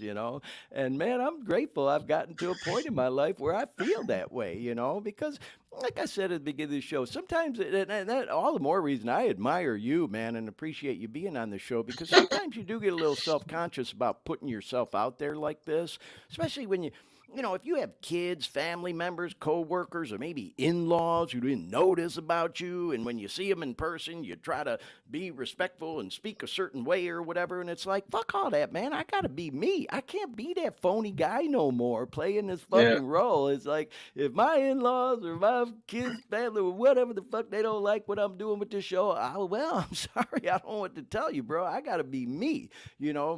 And so anyway, I guess where I'm going with that, man, is that, we do tend to make mountains out of molehills sometimes and stress out about things. And just make a lot more out of it than it really is, like just being yourself. And sometimes we think people are thinking about us maybe a little more than they actually are. I've had people tell me, Glenn, ain't nobody fucking thinking about you at the level you think they are, bro. Just do you and don't fucking worry about it. And so, anyway, I just had to interject, BG, and tell you that I thank you. I appreciate you sharing that with me. That really, for most of us, what we're recovering from is our reality. It's all reality. Yeah. So it is what it is. Yeah, I mean, it's like that's in AA, what is it? Acceptance is what is it? Acceptance is the answer to all of my problems, right? Every single Right, problem right, I right. ever had is just from a lack of acceptance of what is, and sometimes that's harder. Sometimes, obviously on degree of what it is, that can be harder to do. But in the bare core of every issue there is, Mm-hmm. that's the problem. So that means if acceptance is the answer to all the problems, then my total lack of acceptance is the cause of all problems. Everything has Yeah, to be both ways. And yeah. yeah, that You, was always my problem, man. yeah, you touched on something a little earlier that made me think to myself. There's that. You mentioned like society and things the to that nature, how society will almost like try to brainwash us into thinking certain things should be a certain way. And what came to mind was the old cliche of the white picket fence and the perfect 3.2 kids and the old Leave It to Beaver kind of thing. Of course, some of our young listeners may not know. Go watch Leave It to Beaver, Ozzy and Harriet, those types of things. That ain't fucking reality, man. It never was. Even back No, then, every fucking family has their issues, man. Even when it comes to this whole thing of addiction, I've talked with people on this show who, they ain't addicts, but it affects every family in some way or another, whether it's a brother, a sister, a mother, a father, a son, a daughter, a aunt, a uncle, a coworker, a colleague. Nobody's untouched by this shit. yeah, And so for us to live into some fantasy world, comparing ourselves to some, Leave It to Beaver family that never even fucking really existed, trying to that old keeping up with the Joneses kind of thing it's all bullshit. And you'll never be happy or happy, joys, and free, as we said, yeah. if you're trying to maintain that level. It's all about dealing with like what you said, bro, dealing with reality. I'm constantly. It's a constant thing. It's either I'm aware of that or I'm not aware of it. Everything's really Right. simple and cut and dry. Once I see and I'm aware of it, the problems have to, for lack of a better term, problems, they have to dissipate. The suffering has to dissipate once I see it for what it is. Because it's a part of life. We all it's natural. Almost, especially nowadays, like I've been saying, is to want more and for this to happen. And there's always an end, of where this is heading. And if society as a whole, if all of us were to just be present and content with exactly where we are, everything would come to a standstill. You know, Yeah. everything, Yeah. everything would, everything would halt. You know, and I mean, you know, when society as the energy behind the society as a whole is Mm-hmm. towards gaining and the Yeah. next level, it has to come up with ways to pull everything human beings with Mm-hmm. it to keep that Mm-hmm. mindset also, you know. And when we look around, energy's contagious, you know. Yeah. Everything is geared towards that, man. So it's especially tough nowadays, you know, with the way things are. If it was, you know, back before, you know, social media and before Oh. Yeah. you know, anything, man. If you take off any sort of you shut the lights off on any sort of entertainment and distractions that we have, and everybody was just with what they have around them, you know, Mm-hmm. everybody would Mm-hmm. genuinely be a lot more at peace because they'd be looking reality in the face, you know. You're Now it's right. so easy to be distracted by everything and have it geared towards, it's just a total sense overall of discontentment, you know. And I don't want to say struggle, but you know, I like I said, I pay attention to my feelings now, man, and it's a daily thing. You know, it's a Mm-hmm. daily thing, and the answer is always to center myself and see it for exactly what it is. And I'm go ahead.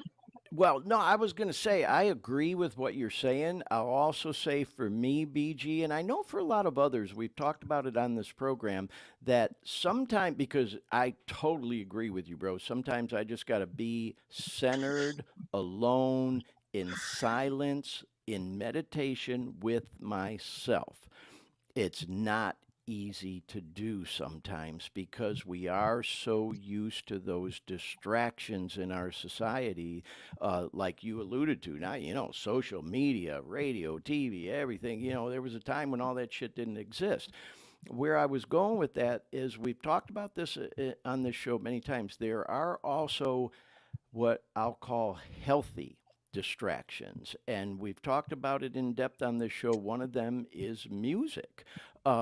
You also do have to be careful, you know, that you choose the kind of music for the mood you want to create and not let the music create the mood for you, because that can Mm, happen too. You know, I will say, you know, and I'm going to fully acknowledge this, that my obsession with music, and it's been that way my whole life, definitely borders on being unhealthy because it's on all the fucking time. I mean, literally, I can be up 10 minutes and I got music playing, you know, and it's just in my earbuds, it's in my car, it's, you know, all, you know, and it's just kind of one of my things, though. I've just always kept up on music. I love listening to the older stuff. I'm very eclectic. I listen fucking anything. I like keeping up on new stuff.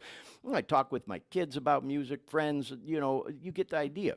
mm, Thing of it is, though, it has made it, I've noticed this, man, even more of a challenge for me to sit alone in peace and in silence. And that's where, even going back to the whole yoga thing, you know, I know a lot of people like doing yoga at home. I love going to the studio because it gets me out of myself. You know, you can't play music in a yoga studio. You follow what I mean? So, you know, I do think, you know, that there are certain healthy distractions, you know, that we can incorporate into our life, but it's definitely a challenge to turn off and be alone and centered. So I totally get what you're saying, and we've talked about it even on this show about the value of meditation. And speaking of the literature, you know, it tells us right in there the value of oh, meditating. yeah. You know.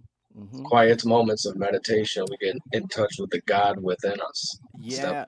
Yes, you know, and I truly believe that, man. That's another saying I learned around the program is, you know, we pray for answers and then meditate and listen for those responses. You know what I mean? Or pray for Yeah, guidance and listen for the answers in meditation. yeah. And it blows my mind, man. I posted something the other day. I went to yoga and, you know, we always do a meditation at the end. And you know, I like posting shit online. I check in at places. I know it probably irritates the fuck out of people sometimes, but hey, it is what it is. And I posted, went to yoga and I go, I mean, time for me to manifest some new shit. I'm real curious to see what HP is going to come up with this time, you know, because Right.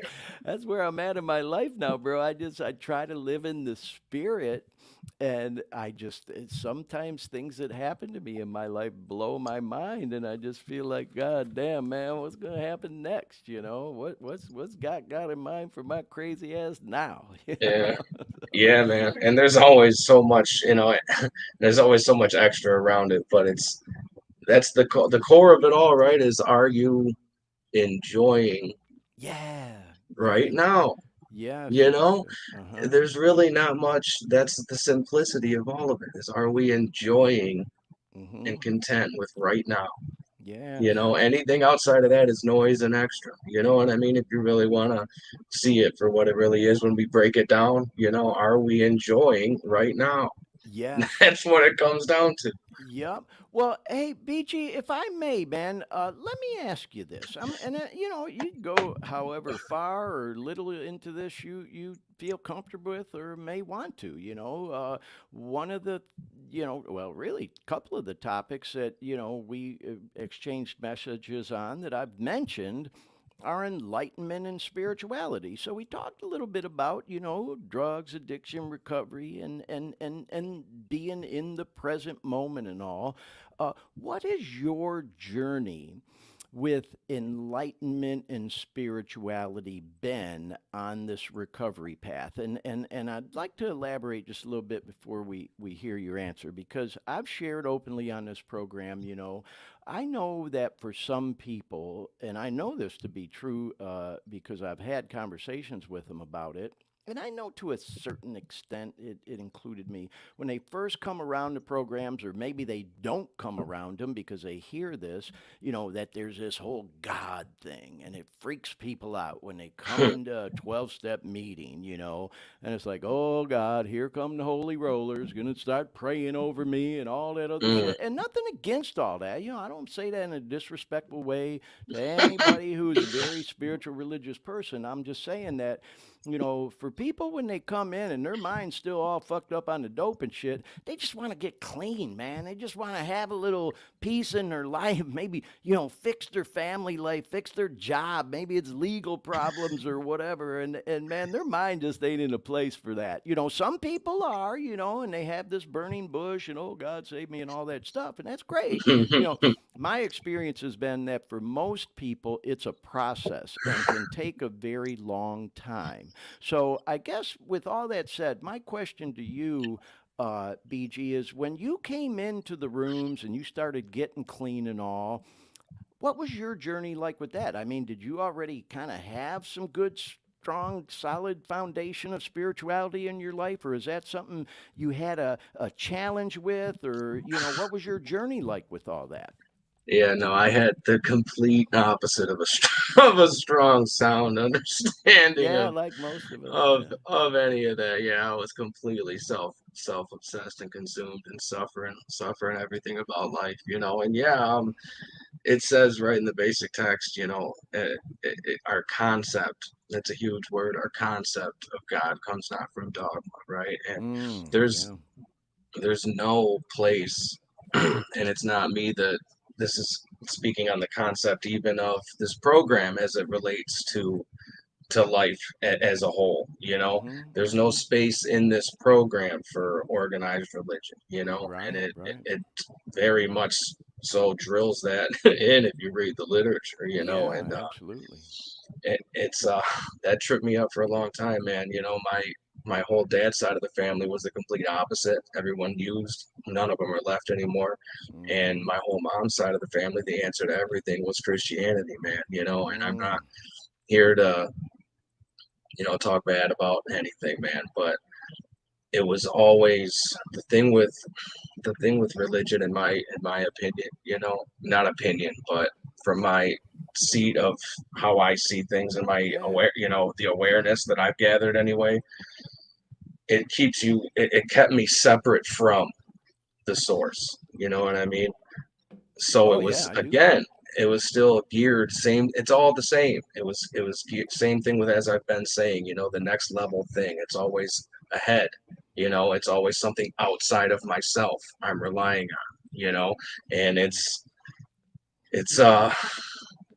it's a tool that's necessary for a lot of people to get to the place of understanding, as it says in step 11, we get in touch with the God within us, and that's not, that's in the 11th step for a reason, but it's Yeah, the yeah. same thing with, if you take the concept of religion out, what are we praying to? Mm-hmm. You know, Mm-hmm. ourselves. You know what I mean? Like my whole body and my instrument, what I am is just a way of the universe seeing and experiencing itself. You Yeah. know, Man, I it's just like like that description, bro. Yeah. it's just like anything else, any other plant or animal or anything else. It's like it blooms when the manifestations are correct, when the circumstances are correct for it to be here. It wasn't, it is, and then it's not going to be again. And we're not separate from the source. Well, you know You what, know. BG, I got to interject right there because you know what, something you said, I've shared on this program, and at meetings, I came to a realization, if that's the correct way to put it, uh, probably about a little bit over a year into my recovery and clean time this time. And I can remember sitting at that East Side Alano Club in East Detroit, and that boy Biber at the table with a bunch of other people. And it just came to me, and I was like, God, because we were talking about, spirituality and HP and the whole God thing and faith and all that. And it just came to me, and I said, oh my God, man, pardon the pun, I said, I've been running around my whole damn life trying to find God, and that motherfucker been right here Mm, the whole time.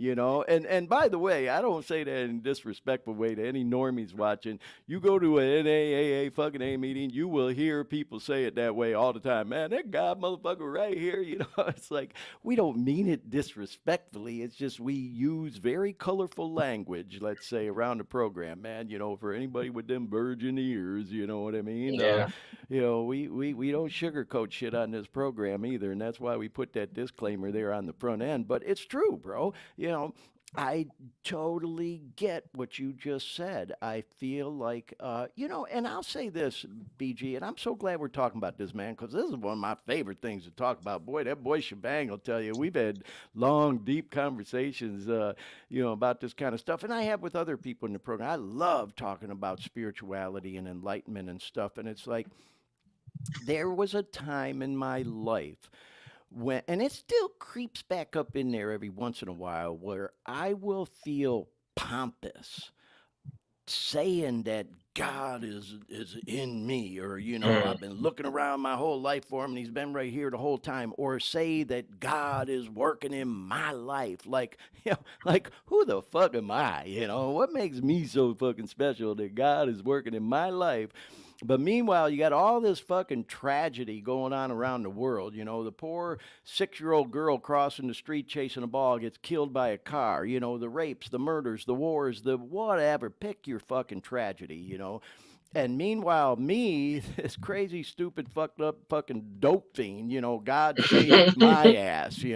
What makes me so special? And I thought to myself, man, for me to go and profess that at a meeting or anywhere else, I felt like a fucking phony. Who the fuck am I to say that? And then, furthermore, to take it a step further, BG, have felt that way many, many times about other people I've sat across the table from. I never would say it out loud, but I'd be sitting there thinking, motherfucker, you just shared with us how you were a fucking thief, a dope fiend, did this, did that, but now, oh, God saved you and he's working in your life today, but he don't give a fuck about nobody else. You know what I mean? And so that has been one of my biggest challenges. And I know for many, many others, I've had deep conversations with about this. My biggest challenge with faith. And so, where I am going with this, and I definitely want to hear your input on this, bro, is I had to come to a place of just saying to myself, you know what? I choose to believe. I had somebody tell me something once in the program, and this really helped me. And it doesn't even necessarily explain it away, What he said to me was, Glenn, you can come up with every fucking excuse under the sun not to believe.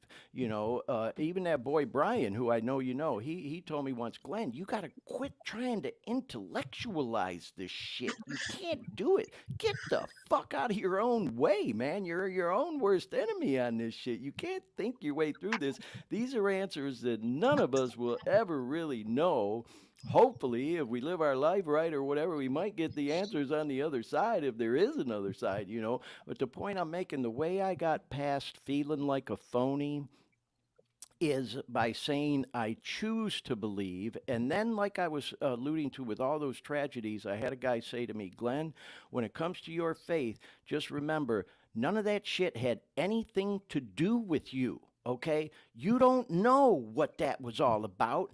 And that has nothing to do with your faith. Okay?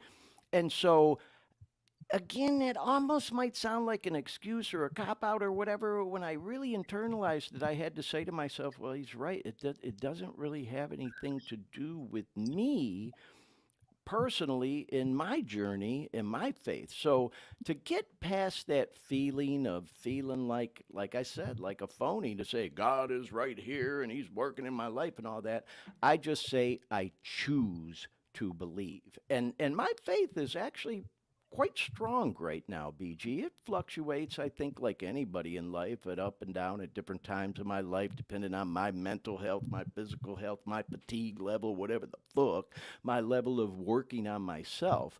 But right now, my faith is pretty strong. But anyway, I know that was a lot of information I just kind of threw out there and threw at you. But, what's your thoughts and feelings on all that? I mean, have you had them similar struggles, and what did you do to kind of get past that and come to peace with it? Yeah, I mean, everything's a flow and an up and down, right? It's not always going to be everything has to be a flow. Like, everything in Right. life is flow. Everything's going to come, everything's going to come up, it's going to come down, constantly back and forth. It's just being centered, in my opinion, from it's just being centered through all of it. Yeah. Taking everything. It's always that's always the answer. It's like, I know I might end up sounding redundant, No, not but at it's all, man. always it is just being in exactly what is, even if I break down the word faith, right? I'm saying I believe and I'm hopeful that things are going to what? You know what I mean? As opposed to what? You know, because now again, I'm foreshadowing into something being how I want it to be. Mm-hmm. Everything's going to be what it is, just like it is right now. Yeah, You know, going back to what you said earlier, it's reality, man. yes, it always it's like there's even words, words and language, the concept of language, like it takes us further away from the source of the awareness of right now. Mm-hmm. Anytime I even speak or anybody, you take a concept of a word, we hear a word and it means something. It takes the magic out of all of it, Mm. out of the whole existence, that we don't have any idea of how any of this is even happening. You know, I hear the word bird, and I know what to imagine. Now I think I understand it. So I Mm. lose all magical wonder of what that actually is, because Right, now I right. think I have an intellectual grasp on what that thing is. I Yeah, don't, that is right. just as, for lack of a better word, again, just as miraculous and as anything else, and that's what it makes concepts in general, makes us lose our wonder of what is, and the wowness of what is, Mm-hmm. and Mm-hmm. it's what it always comes back to, is here and now and myself, Right. which isn't separate from the source. I mean, everything outside of that is speculation, concept, and noise. That's Noise, really man. Isn't that true? A lot of noise in a this. lot of a lot of trying to explain and articulate and get around to, again, right now where I was, just with a different sense of awareness. If life is a continuous here and now, you know, then the time is even completely irrelevant, right? I mean, it's just been a continuous here and now flowing with what is, Mm. you know, and it always comes back to my awareness, man. You know, if I'm seeing clearly and I'm aware and I'm present, which is just reality, I can't have anything to worry about. I can't be suffering anything. It's physically impossible. Yep. It's And impossible, you know. and And that's and what that's like I've said to you before. Out, you know, outside of this is these tools, man, of imagination and memory.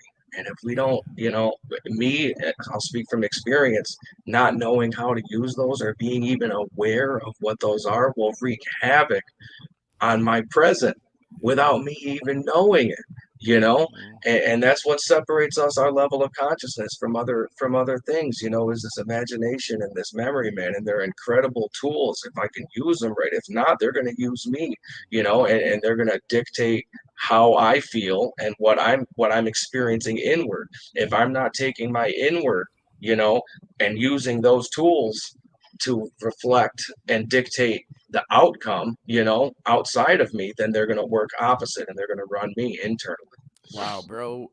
I just got to say, man, what you just said is so much deeper than appears on the surface, BG. And I can't, well, no, really, man, I can't thank you enough for saying it the way you just did. Because, like I said earlier, just when you think you know it all, you hear something new that, that I certainly will be able to apply. And you use the words imagination and memory, so fucking powerful in regards to what we're talking about. And that if we don't take those things and harness them and use them and utilize them in a positive fashion, they'll fucking take control of us. I've never heard it explained that way before, so I can't thank you enough, man, because it's true. When we're talking about the past and the future, that's really what we're talking about here with imagination and memory. I got some fucked up memories from my past, dude, like anybody does. I got some damn good ones. I got some great memories, but I got some fucked up memories too. I'm talking about shit all the way back from fucking childhood trauma and all that other shit we've talked about on this program, that is just reality. Yeah, we want to say hi to Amanda, who just joined in. Amanda in the chat room. I saw you looked over too, man. Hey, welcome to the program, Amanda. And man, we got about a half dozen viewers still watching. We appreciate all of y'all hanging with us and everybody else in the chat room. But yeah, man, if we don't harness those memories and try to, if I can say it this way, when we do trip back into the memories, because I do think some memories are very healthy, man. They're learning experience. It's like I said earlier, God, if I could go back to being a younger man and know the shit I know now, fuck, I'd be a billionaire. You know what I mean? I would do a lot of things different. Not that I have a lot of regrets, because I am where I'm at now. I also will say there's some things I would definitely have done and would do differently, but I can't focus on all those negative memories that fuck with my peace to the point where I get a case of the fuckets and want to go use.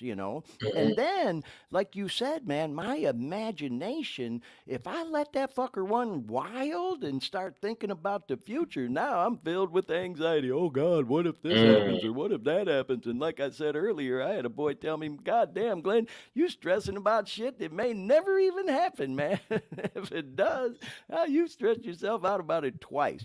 So when I can use my imagination, how shall I say, constructively in a good way, kind of like what I was saying, going to yoga, meditating, whether it's at yoga or any other kind of meditation, and trying to manifest positive shit, praying for guidance, as we say, listening for that answer, then my imagination can manifest some good positive shit and not anxiety about the future, like, oh God, what's going to happen, man. So I mean it, bro. I don't mean to flower it up, BG, but I've never heard it explained that way before. And that was so powerful. I thank you and I appreciate you sharing that. And I would imagine our viewers and listeners and anybody else who comes across the recorded version of this program and hangs with us that long to hear the way you explain that will appreciate it too. Definitely some great wisdom you just shared there, man, because those are two very powerful things. And like I said, on the surface, it don't sound as deep as it is. Oh, your memory, imagination. But when you dig deep into that, fucking powerful, man. They can take control of your life and you wouldn't even know it. unless you pay Yeah. Oh yeah. attention, So that was good shit right there, bro. That was some heavy shit. And all the more reason, man. I'm just so glad we were able to have you on the show today, BG, because man, I feel like we could talk for hours, Oh yeah. and I'm sure we will more. And on that note, bro, I would love to have you back on the program again at some point down the road. We're 16 episodes in, but I did make a commitment, as I've said on here many times, to do this show for one full year. And then, as we're coming up on that year, I'll kind of gauge it, see where we're at with it. Like I said, I know it's a lot of work doing this. Some days I'm like, God damn, what have I done, man? I've created all this fucking work for myself. I'm supposed to be retired and shit now, but hey, if it's all for the good, man, if it helps even one person, then it's all worth it. And God, for the sake of today, I'm that person, that it helped, I mean, it really, truly did help me a lot, so I'm just so glad that we were able to have you on today, man. And we're not like right down to, some crunch time clock where we got to wrap it up immediately, but we're certainly in the home stretch, BG. Before we get there, though, do you want to add anything else that maybe we didn't touch on that you'd like to talk about on the program here today? Not in particular, man. No, I'm just happy to be that you invited me on, man. I really am, and Oh, yeah. I'll come on here anytime you want me to, man. I'm always happy to talk with you, Glenn. You're one of my favorite people Oh, that I've thank met you, in the bro. program. I hope you know that, man. For real, you genuinely are. Thank you Same with for saying. Shivang too. I've said that a couple times. I Oh, know he's yeah. listening. I love you too, man. Yeah. As human beings, as people, I love Well, both you guys and your energy, man. I really do. appreciate that, man. I really, really do. And the feeling is mutual. And hey, just so you know, man, that boy Shebang, he's supposed to come out and visit soon. He keeps procrastinating about booking his flight. And I'll extend the same invite to you, BG, man. You ever want to come out to Northern Cali, man? I got a spot. We'll go do some things, And yeah, I guarantee to have a good time out here, man. But I really do hope to see you when I come back to the D and visit Detroit in late August. I'm trying to remember the dates. I think it's like the last week of August. I'm coming up for my nephew's wedding reception and all, but I'll be there for a week. And I'll be bopping around town to some meetings and stuff like that. So definitely hope to see you while I'm up there, man. And all that said, I can't thank you enough for being on the program today, BG. But before we go, we're going to wrap it up with just a few humorous things, as I mentioned Glenn. on the front end. Hey, Glenn, before we do that. Yeah, go ahead, Dean. Go ahead. That first story that you brought up, that drugs seized, it was like in San Francisco, yeah. 4 kilos. I just, it was enough to kill the entire population of the city. Right. I was kind of like, in my head, I was trying to wrap my head around that, and so I kind of get on. I start Googling. I'm like, well, 4 kilos. 4.2. How much is a dose of fentanyl? And I'm looking at it, and it's saying that two milligrams is a lethal dose. Yeah. Yep. And there's 1 million milligrams in a kilo. Crazy, isn't it? So you're talking there's 2 million lethal doses that they pulled off the streets. I mean, I'm just kind of wrapping my head around it. And you think about like a kilo when you see the movies, the drug movies, when they show a kilo of cocaine or something. It's like a bag. It's like a brick, to have literally 500,000 in that one bag, 500,000 lethal doses. I know. And then I started looking at, well, what's a normal, I think it's maybe 10% of a milligram, like 0.1 milligrams is like in a normal fentanyl pill. So it kind of makes you wonder, I got a lot of personal experience with that in general, man. That fentanyl is absolutely no joke. Just to, like you said, we go into anything. I had in the past, with using, obviously, I had a couple different houses and a couple different instances where they would actually reach out to me when they got new shit, and they were mixing shit. Mm-hmm. Yeah. And it takes a very small difference. I mean, it's impossible to even describe. I've gone to houses and shot a pack of dope from a house and barely felt anything, and shot another pack, like a half a pack from the same house, and OD'd instantly. I mean, there's absolutely zero way of measuring it because Mm-hmm. we're down to So granules, minute. man. So Oh, minute. And it's it's the way they absolutely cut it impossible. too. You know, I'm guessing. Well, You know. yeah, there's absolutely no way of absolutely measuring it. It's so powerful and it's so strong, that there's no way. A good friend of mine, I've known him. I mean, that goes without saying, man. One of my best friends since we were kids. He just OD'd last night and passed away. Oh my God! Um, Just last yeah, night? it's last Wow. night. Yeah, Wow. I'm sorry to hear that, BG, man. yeah. And, all the more reason I appreciate you coming on today after, having to process Yeah. losing one of your boys just last night, man. You know what, man? It may sound how it's I'm almost numb to it, man. And I don't mean that in any sort of insensitive No. way, but it's what happens, and Yeah. we all know, man. I've been dealing with that for a real long time. I mean, I partied with my dad when I was 13 years old. I was smoking crack with my dad, and he he OD'd and passed away when I was, I don't know, 18, I think 17. My whole dad's side of the family's gone. I got one uncle left, and he's running around the east side of Detroit right now doing God knows what. And Mm. it's just what happens, man. It really is. So many people around me, man, and it's a tragedy, man. But we know, when Yeah, we're it's true what you say. I don't mean to interrupt you, bro, but we almost become immune to it because it happens so often.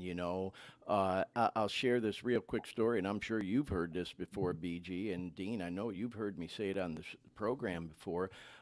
There's that saying around the rooms, man.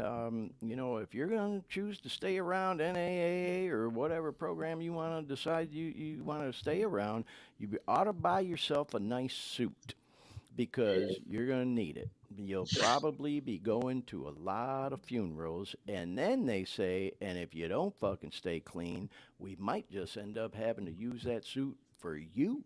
yeah, And I certainly have been to my share of NA funerals, and it's the saddest goddamn thing, man. We got a lot of things in common, BG. I don't want to, go on and on about it too much, but the same damn thing happened in my dad, his whole side, was one of 7 kids. This shit wiped out that whole fucking family, man. The whole family. I mean, I say the fuck family, these are my relatives, but wiped them all out, man. I come from a I get it, long Glenn. line of I dope do. fiends, alcoholics, drug addicts, whatever you want to call them, man. God bless them. And you know what? They were great people, man. I loved them to death. Family people, they had the sickness, man, and they couldn't stop, Yeah, and it shit fucking killed them. yeah, And then there's that old saying too: if the dope or the booze don't get you, the lifestyle will. Dean, going back to what you said, bro, there's a picture out there on the internet. I bet you guys have seen it, and our viewers and listeners probably have, where someone takes a penny and they put the amount of fentanyl on this penny right above, is it Lincoln's head, that shows the a little bit amount of fentanyl it takes to kill somebody. And it goes right back to what you were saying, BG, you look at this fucking picture and you think to yourself, how the fuck could you even cut that up enough to spread it through a pack, to fucking distribute it evenly or whatever? Oh, You can't. all So right. what you said Here. makes sense. It's like I'm gonna you could. try and share this picture Oh, real you got the quick because picture? Okay, yeah. you say that, and I had to Google it. Okay, So yeah. Show this let picture, me let man, me because show this screen here. it just reiterates This is everything BG was just saying. all you know. right. Boom. Look There at the you penny. go. Yeah, yeah. Look at that's a Look penny. at that. That's all That's it a lethal takes. dose. That's a lethal dose of fentanyl. Now, how you gonna cut that up enough and spread it around in a pack to evenly distribute it? You you can't. can't. And so it just goes to show what you said, BG. You can do one pack and it's like you don't even fucking like, damn, this is some shitty ass dope. And then you do another pack and it fucking kills you because Yeah, you got amateurs trying to mix this shit up in the kitchen sink, to use that phrase. And mixing it with other shit to make you feel like you're getting more. Oh, the And trank, the xylazine, or whatever the yeah. fuck. Yeah, this is it, man. And so, yeah. you know, I hear people say all the time, they're they're cutting stuff with fentanyl, and they are, other things that it's not supposed to be in. But in Detroit, people are buying fentanyl. You Oh know, yeah, that's what that's what they Yeah. that want. that's what they want. It's not that they're like worried about the dope being cut with the fentanyl. They want fentanyl. They're Yeah. buying it by the pack. Yeah. Yeah, isn't that crazy, man? It's insane. So there again, if I want to say this. If we have a viewer listener who's stuck with us, or maybe just picking up the program now and what we're talking about now, when I was dope sick, and really, man, especially there at the end, that last year or so, man, I would get so sick sometimes because I'd cop and then I'd burn through whatever the fuck I had like that. And then all Yeah. of a sudden I'm dope sick again, hoping something else would come in, or whatever. And there were times when I came across some shit that I knew they were fucking fake pills. I'd take one look at them, go, ooh, man, this shit don't Yeah. look like the real deal. These are some pressed fucking pills. And my sick thinking was so fucked up. It was like, close enough. You know what I mean? and, Yeah. and all it takes is something like this. And that's why I say, y'all, I don't mean to compare bottoms and say I was any better or any worse than anybody else. Point I'm making is I just feel like I'm living on borrowed time. I'm just grateful to still be alive because, Man. man, you talk about your boy dying last night. Me and Shebang had to talk about this once, BG. Sometimes, for some of us in the program, it's a real thing where we almost feel like survivor's guilt. Like, how am I still alive when so and so or so and so and so and so is dead? And I I was was doing the just same fucking thing or worse? Yeah, I was literally just talking about this morning. I said anybody who reached out to me about people that that go back to childhood with me dying, it's nobody would have ever guessed, that if anybody was going to go, it was me. I mean, everybody in my family was ready for it. It was just what was gonna happen. I mean, it Hmm. got to the point where I'd OD and nobody was showing up in the hospital. Nobody's coming to the hospital when I OD'd. It was another overdose. I was ODing all the time. You Right. know, um, yeah, man, it's everybody was prepared for it. And who'd have thought? You know, Yeah. Yeah, well, you know what, BG? It just kind of, as you were talking and thinking about everything I just said too, and Dean, I appreciate you bringing that up so we could just elaborate on this a little bit more. Is that it all kind of comes back to me about this whole fucking stigma attached to, addiction and just doing this show and what we're talking about, kind of like what I said earlier. The more taboo the topic, the more I want to fucking talk about it on this show. Fuck all this stigma. Oh, we don't want to talk about that. Nope, nope. What? What? Too many people are dying, man. And this shit affects every family. Like me and you just talked about, BG. We got a lot more in common than I think we even realize, man. This shit wiped out one whole side of my family. Wiped them out. hmm Man, I'm trying not to get emotional talking about it. It's been years that a lot of them guys are gone, but I still get emotional about it because that's part of my history and growing up, talking about them memories that, I try to channel in a positive way and not, there's that old fucking Hank Williams Jr. tune. Carrying on a family tradition, that was like my theme song for a while I was using, and I really felt like hmm that was gonna be my story, like I'm just fucking gonna burn down like they did, and thank Oh yeah. God I was able to pull myself out of it again and hope I never have to fucking go back to living like that again. You know what? And so at the end of the day, man, it all comes down to all the things we were talking about on the show today. And I appreciate BG too that, yeah, in the front end, man, we asked you a little bit about drugs and addiction, and you said, you know what? We don't really need to go there. I fucking used, and you elaborated on it a little bit just here in the last 5, 10 minutes and all. But, it ain't always all about the war stories. It's more Yeah. about the things we talked about on this edition of the show today. Once you take the dope away, hey, we all know how to fucking use. We all Yeah. know them war stories. We all been there, done that, bought the T-shirt, no matter which level. Sometimes we come into rooms and, I was talking about this at a meeting the other night. Some of us try to act all gangster and shit like, oh, I was using in this trap house or I was using in that Yeah. hood or with these people or whatever. Bitch, it don't fucking matter. It's all the same shit. If you an addict, you an addict. I don't give a fuck if you got high on Park Place or Park Bench. You sitting in this fucking room now with us, ain't you? So it really don't matter. It's like now that you take the dope away, Going back to what we said earlier, that boy Louis says, "What are you recovering from? What are you Yes, going to do I about say it it. now?" I say that all the time. I say I quit Hmm. using every time I ran out of money. Yeah. The problem is, the problem is, why am I going and getting? Why am I trying to get Yeah. more? Yeah. And to go back Exactly. on what we were saying, man, when we really look at it for what it is, especially with heroin addicts, fentanyl addicts, whatever, the Yep. goal was to get as close to dying and not actually doing it.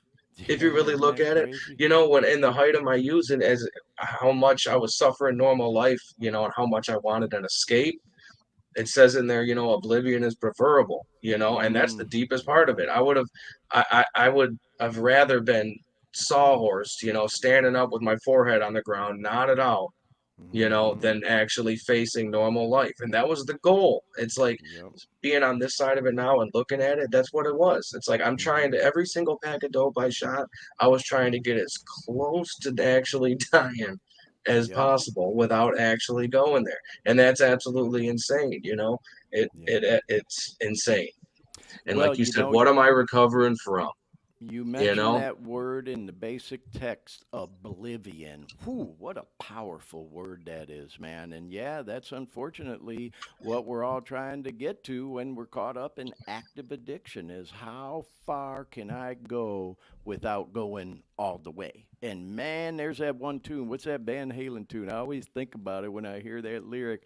I've been to the edge and I stood and looked down because that's how I always think about using when I hear that tune because that's how I feel. And the way you just described it, man, I have taken myself right to the fucking edge so many Oh, yeah. times. And that kind of goes right back to what I was saying before, that whole survivor's guilt thing. If Shebang, if you're still with us in the chat there, man, God damn, I think about that young boy Colin all the time. I've mentioned him on this show.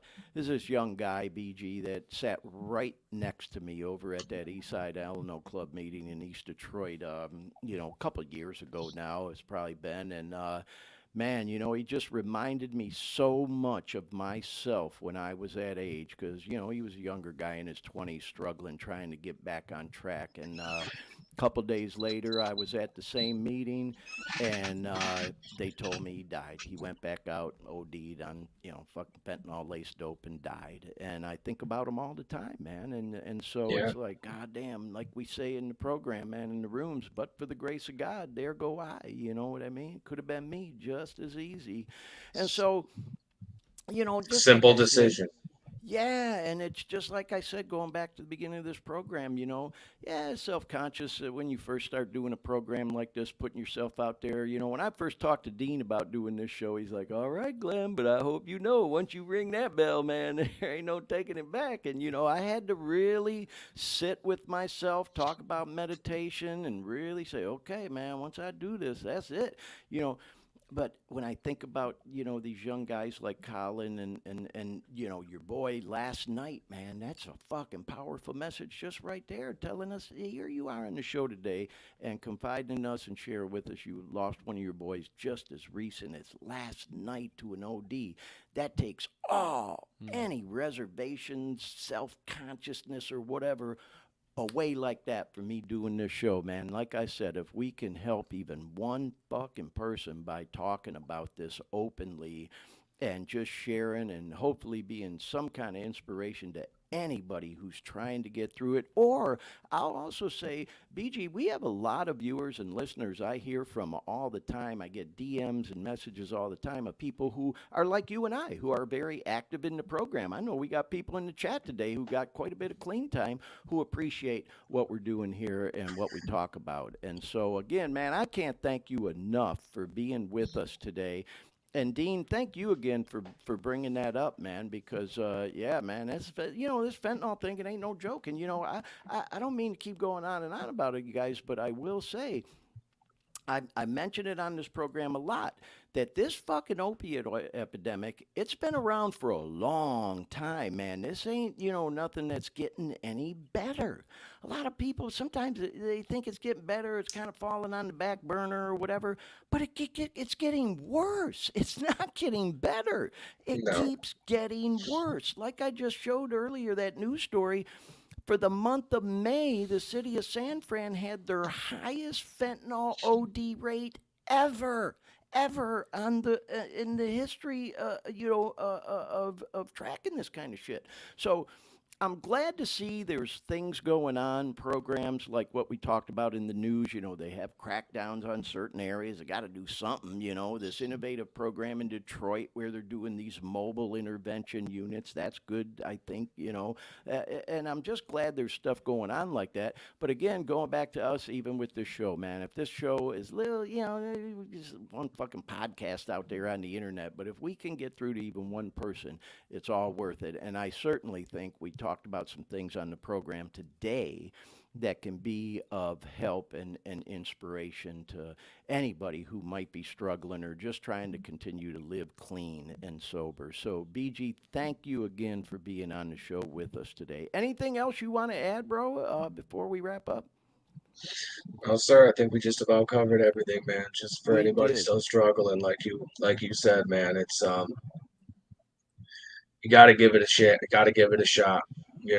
know for me, I was in and out for years, and Hmm. last time I was in treatment, I was around the same type of people that I've been around since kindergarten. You know what I mean? I always found Mm. myself with that group of people. You know what I mean? And I know Oh, people I can know. relate to that. I always found myself in that center, and I always did this and do it, and it had the same result over and over again. And the repercussions got greater, of course, Mm. Yep. But I had this moment, even in, and the last time I was in treatment, I'll say I had no intentions of staying clean.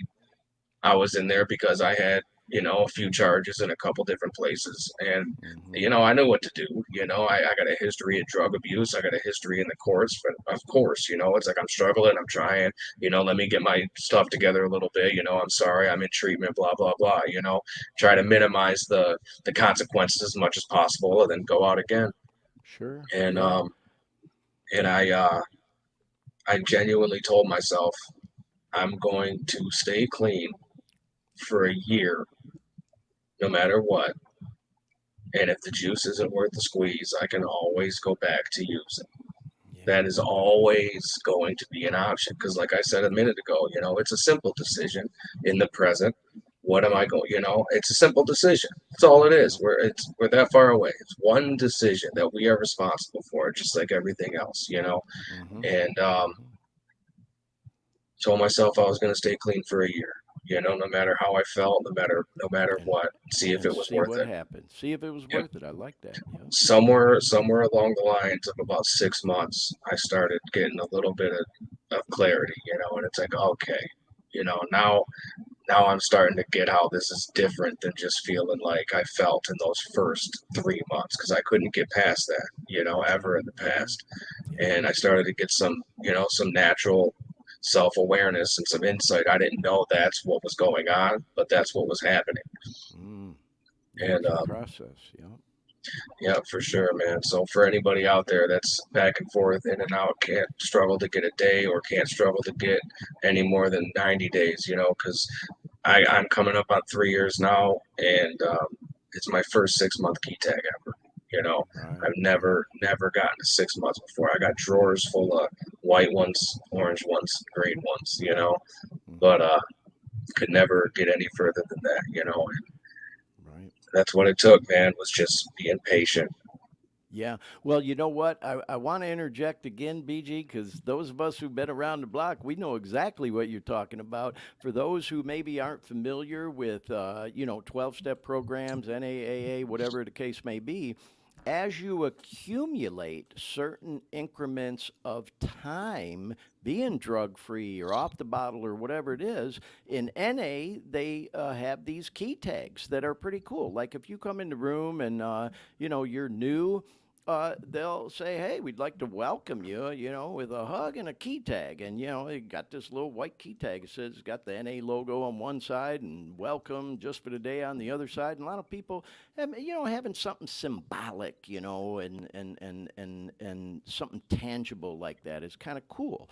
And then if you get 30 days clean, they announce at every meeting, "Hey, we'd like to recognize anybody who's got 30 days, man." And they got an orange key tag for that. And then like BG, as you were alluding to, and they have a 60-day, a 90-day, then 6 months, and 9 months, and a year, and 18 months. Which I want to say, congrats again to that girl Lori. Had her 18 months today in the chat room. Congratulations, Lori. And then they have medallions. Look at that, man. I happen to have, speaking of, my 2-year medallion sitting right in front of us, man. There's my NA 2-year medallion, So, yeah, I keep that thing right there as a constant reminder. And then, of course, in the AA program, they have chips and NA, or it's key tags, and other programs have other things. So when BG was talking about having a drawer full of key tags, that's one of the sayings in the program is keep coming back, man. Keep coming back. I mean, look at my story, without getting into, rehashing my whole long story again. I've been coming to NA and 12-step programs a long time, but I had a couple horrible relapses, y'all.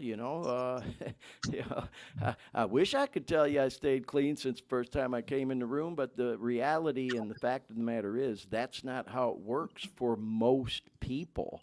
If you're lucky enough, like me and BG have been, to survive it, you keep coming back until finally you come to some kind of understanding, a realization of like, holy fuck, man, and then you see other people that are living it and realize there is another way. And then sometimes, like what you described, BG, we'll say, all right, let me give this shit a try for and see how it goes, and then all of a sudden you realize that, hey, man, this is a pretty good life. I got a little peace in my life now. Man, especially, I'll just say for me, I don't want to speak for nobody else, because I've kicked a lot of different shit over the years, man. There was nothing worse than kicking them fucking opiates, man. That was the worst thing I ever been through in my life, man, is kicking them. And once you get that shit out of your system, though, it all goes back to everything we were talking about on this show today. What are you going to do to maintain your peace so that you don't say screw it and just go back out using again? There is a better way of life. So if you got caught up in that circle of addiction somehow, whether it's because you maybe you had an illness or a surgery, whatever, got hooked on the pain meds, whether you were just a young guy fucking, having fun with your friends and it snowballed out of control and now you're hopelessly addicted, or, whatever the case may be, social drinker that turned into every single day habit. It happens to the best in so many different ways. Has no boundaries. There's no discrimination. Black, white, Puerto Rican, old, young, fat, short, gay, straight, doesn't fucking matter, man. It affects every family and every segment of society. There's no boundaries when it comes to this addiction shit, and so if you're looking for a way out, hopefully, if you came across our program, we provided some kind of hope or inspiration for you here today. But like I said earlier, before we wrap up, we always kind of like to do it on a little bit of a humorous note because let's face it, man, we talk about some deep shit on this program, and we definitely got deep on a few things today. So I follow all these different things on social media like anybody else. I got a lot of friends that like posting memes and they post funny things all the time. And so my niece Beth posted this past week, and when I saw it, I literally had a belly laugh because I had never seen it before. So I messaged her. I said, oh, I got to show that on the podcast Sunday. So for those of y'all, of course, know the Ice Cube movie where bye, Felicia. He's sitting on the porch. Friday. Yeah, Friday. Then he said, unto Felicia, make haste with thy departure. So that's a good one. Yeah, she said this one never gets old. So, taking a hood rap movie, all about dope fiends and turning it into this old school way of saying so long, Felicia. And then what was the next one? Here, I'll go ahead and go to it. Okay, and I thought this was kind of good, especially based on some of the conversation we had today. The best way to become enlightened is to argue with people on Facebook. Man, oh man, and I'll tell you, I'll be totally transparent, y'all. I'm not proud to say it. I have been in Facebook fights with people before. Not in a long fucking time. Really, when Facebook kind of was really becoming the thing, because, I'm no stranger to social media. I'm sure like you guys, I got involved either way back in the MySpace days, before there was a Facebook or an Insta or anything. And, man, when Facebook hit, and even now, man, some people get so fucking political. And it's like I read some of this shit because I won't go there with politics. Believe me, I have my opinions, man. But especially on this show, I try not to go into them because I don't want to alienate anybody on this show. Sometimes maybe I use strong language that could offend some people, with their virgin ears, as I say. But hey, I try to keep it raw on here because most people going through active addiction, they ain't flowering no shit up. Believe me, they're going through it, and they'll say, you get what I mean. But the point is this was funny to me because this is the last damn way to become enlightened, man. People will put that finger out there for us to latch Oh yeah. onto on social media all the time. I got to say this, man, just real quick. I don't want to keep going on and on about it, but I actually was rubbed a little bit the wrong way by something I just saw. Was it yesterday or the day before? And a friend of mine, Martin, in Orlando. Hey, Marty, if you see this, bro, shout out. And I know even with myself, people probably get irritated the fuck with me checking in at the gym all the time. But I don't care. I just don't care because, as I've said on this show many times, y'all, just a little over 2 years ago, I wanted to fucking commit suicide, okay? That's how fucked up that dope had me thinking that I just wanted to check out. I was miserable. And my health, oh my God. I ballooned up to 180 pounds, y'all. I got myself, I had a goal. My boy G was coaching me. I got all the way down to 125. Now I'm holding steady right around 140, which is a good weight for me. But the point is, that was a journey, man, and it was not easy, and now I am this fitness guy. I love going to the gym. And the point I'm making is for those of us on that fitness journey, we monitor each other's shit, man. When I see Marty or, all these different people checking in at the gym and they see me, we always like each other's shit. And yeah, keep going, bro. It's a motivation to each of us. But sometimes people who don't go to the gym, there's all these memes out there like, bro, nobody gives a fuck if you went to the gym. Nobody cares about you checking in at the gym. Just stop or whatever. And so, anyway, he posted a picture of himself at the gym, and most people liked it and all that other stuff. But there were a couple smart asses that wrote something like, "Oh yeah," I'm trying to paraphrase, like, "We see you're at the gym again. Oh, another selfie of you at the gym." And I, I was gonna comment on it, but I thought, okay, Yeah, I'm you don't not want getting in a to do Facebook fight, especially on his page. I don't want to cause problems on his page, but I think I'm gonna send him a private message and say, bro, I appreciate you posting them because it's helped motivate me to reach my goals. But anyway.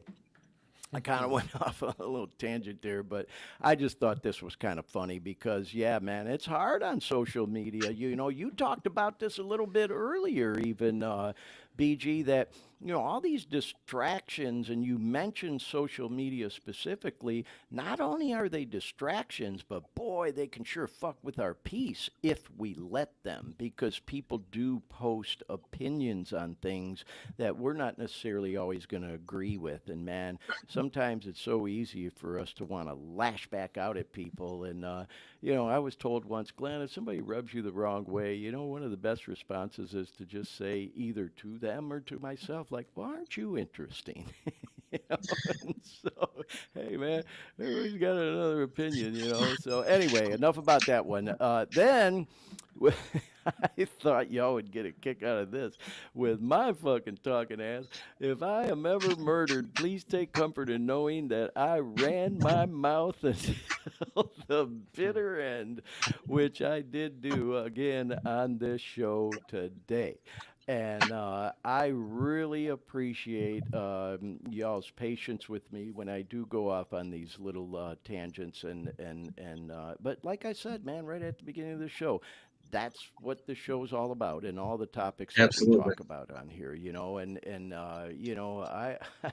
like the Energizer Bunny, man. I just keep going and going and going. Here we've had the show going remember, we're coming up on 2.5 hours in today's episode, which is about the longest we've done. We've gone 2.5 on a few other shows, but And, it's like we start talking about this recovery stuff, bro. I can talk about this all night long, because it's so important to me. So, anyhow, I just thought we'd show those few memes. Sometimes do a few more, but today we just had those three. And I always like to end the show on a little bit of a humorous note. And what better humor than to make fun of yourself? Believe me, y'all, I know I'm a talker. And, even when I first thought about starting this show and I ran it by a few people, they told me, "Oh God, that's right up your alley, Glenn. This will be good for you." And so, it is kind of an outlet for me, And You anyway, are though, perfect for it. thank you for saying that, BG. Well, hey, Dean, I just want to say once again, bro, a rock star. Without going too much into it, y'all, I'll say, when I, send Dean all these photos and news stories and videos and everything, it's work for him putting that all together. And we're trying to fine tune and tweak a much more turnkey and smoother way to do it so he doesn't have so much busy work on his end. And I don't mean to laugh, Dean. I'm not laughing at you. I'm laughing with you. But I really do appreciate Laugh all until your you hard work cry. behind the scenes. Believe me, y'all, when I tell you, Dean's working hard doing things behind the scenes with the show and the prep for it and when we're actually live on the air. Before we check out, I just want to say we got some more comments in the chat. Oh, Amanda says, give yourself a chance. Right on, Amanda. Lori says, thank you for another great show. Appreciate that, Lori. And see, we still got about half dozen people who hung with us all the way through watching. So, yeah, man, I thought it was a great show. And that's all because we had that boy BG from my hometown, Detroit City, on. BG, thank you again for being with us today. Dean, thank you for all your hard work. And with all that said, y'all, we'll go ahead and wrap it up. And, just always like to say at the end, that old saying we like to repeat on this show. If you're one of those folks we've talked about a lot on this edition of the show that's going through it, trying to get clean, maybe you're going through withdrawals, you got the fucking cold sweats, you got the restless leg and arm syndrome, you feel like you're crawling out of your skin, you got no energy, you can barely get out of bed to go to the bathroom, you got insomnia, you can't eat, it's horrible going through them withdrawals. So the point I'm making is that old saying, if you're going through hell, keep fucking going. You can do this. If guys like me, guys like BG, we can get clean and be living our best life and be reasonably happy, joyous, and free, as we said, as a result of staying and living clean, trying to practice some of this new way of living. If we can do it, you can too. Just keep going. And so with all that said, yeah, if that's you, keep fighting the good fight. We'll talk to you next week. Friendly reminder, we're hoping to have that boy Mike Woods on next week. He'll be a great guest as well, y'all. So have a great week, and we will see you next time on the Dare Me podcast. Good night, everybody.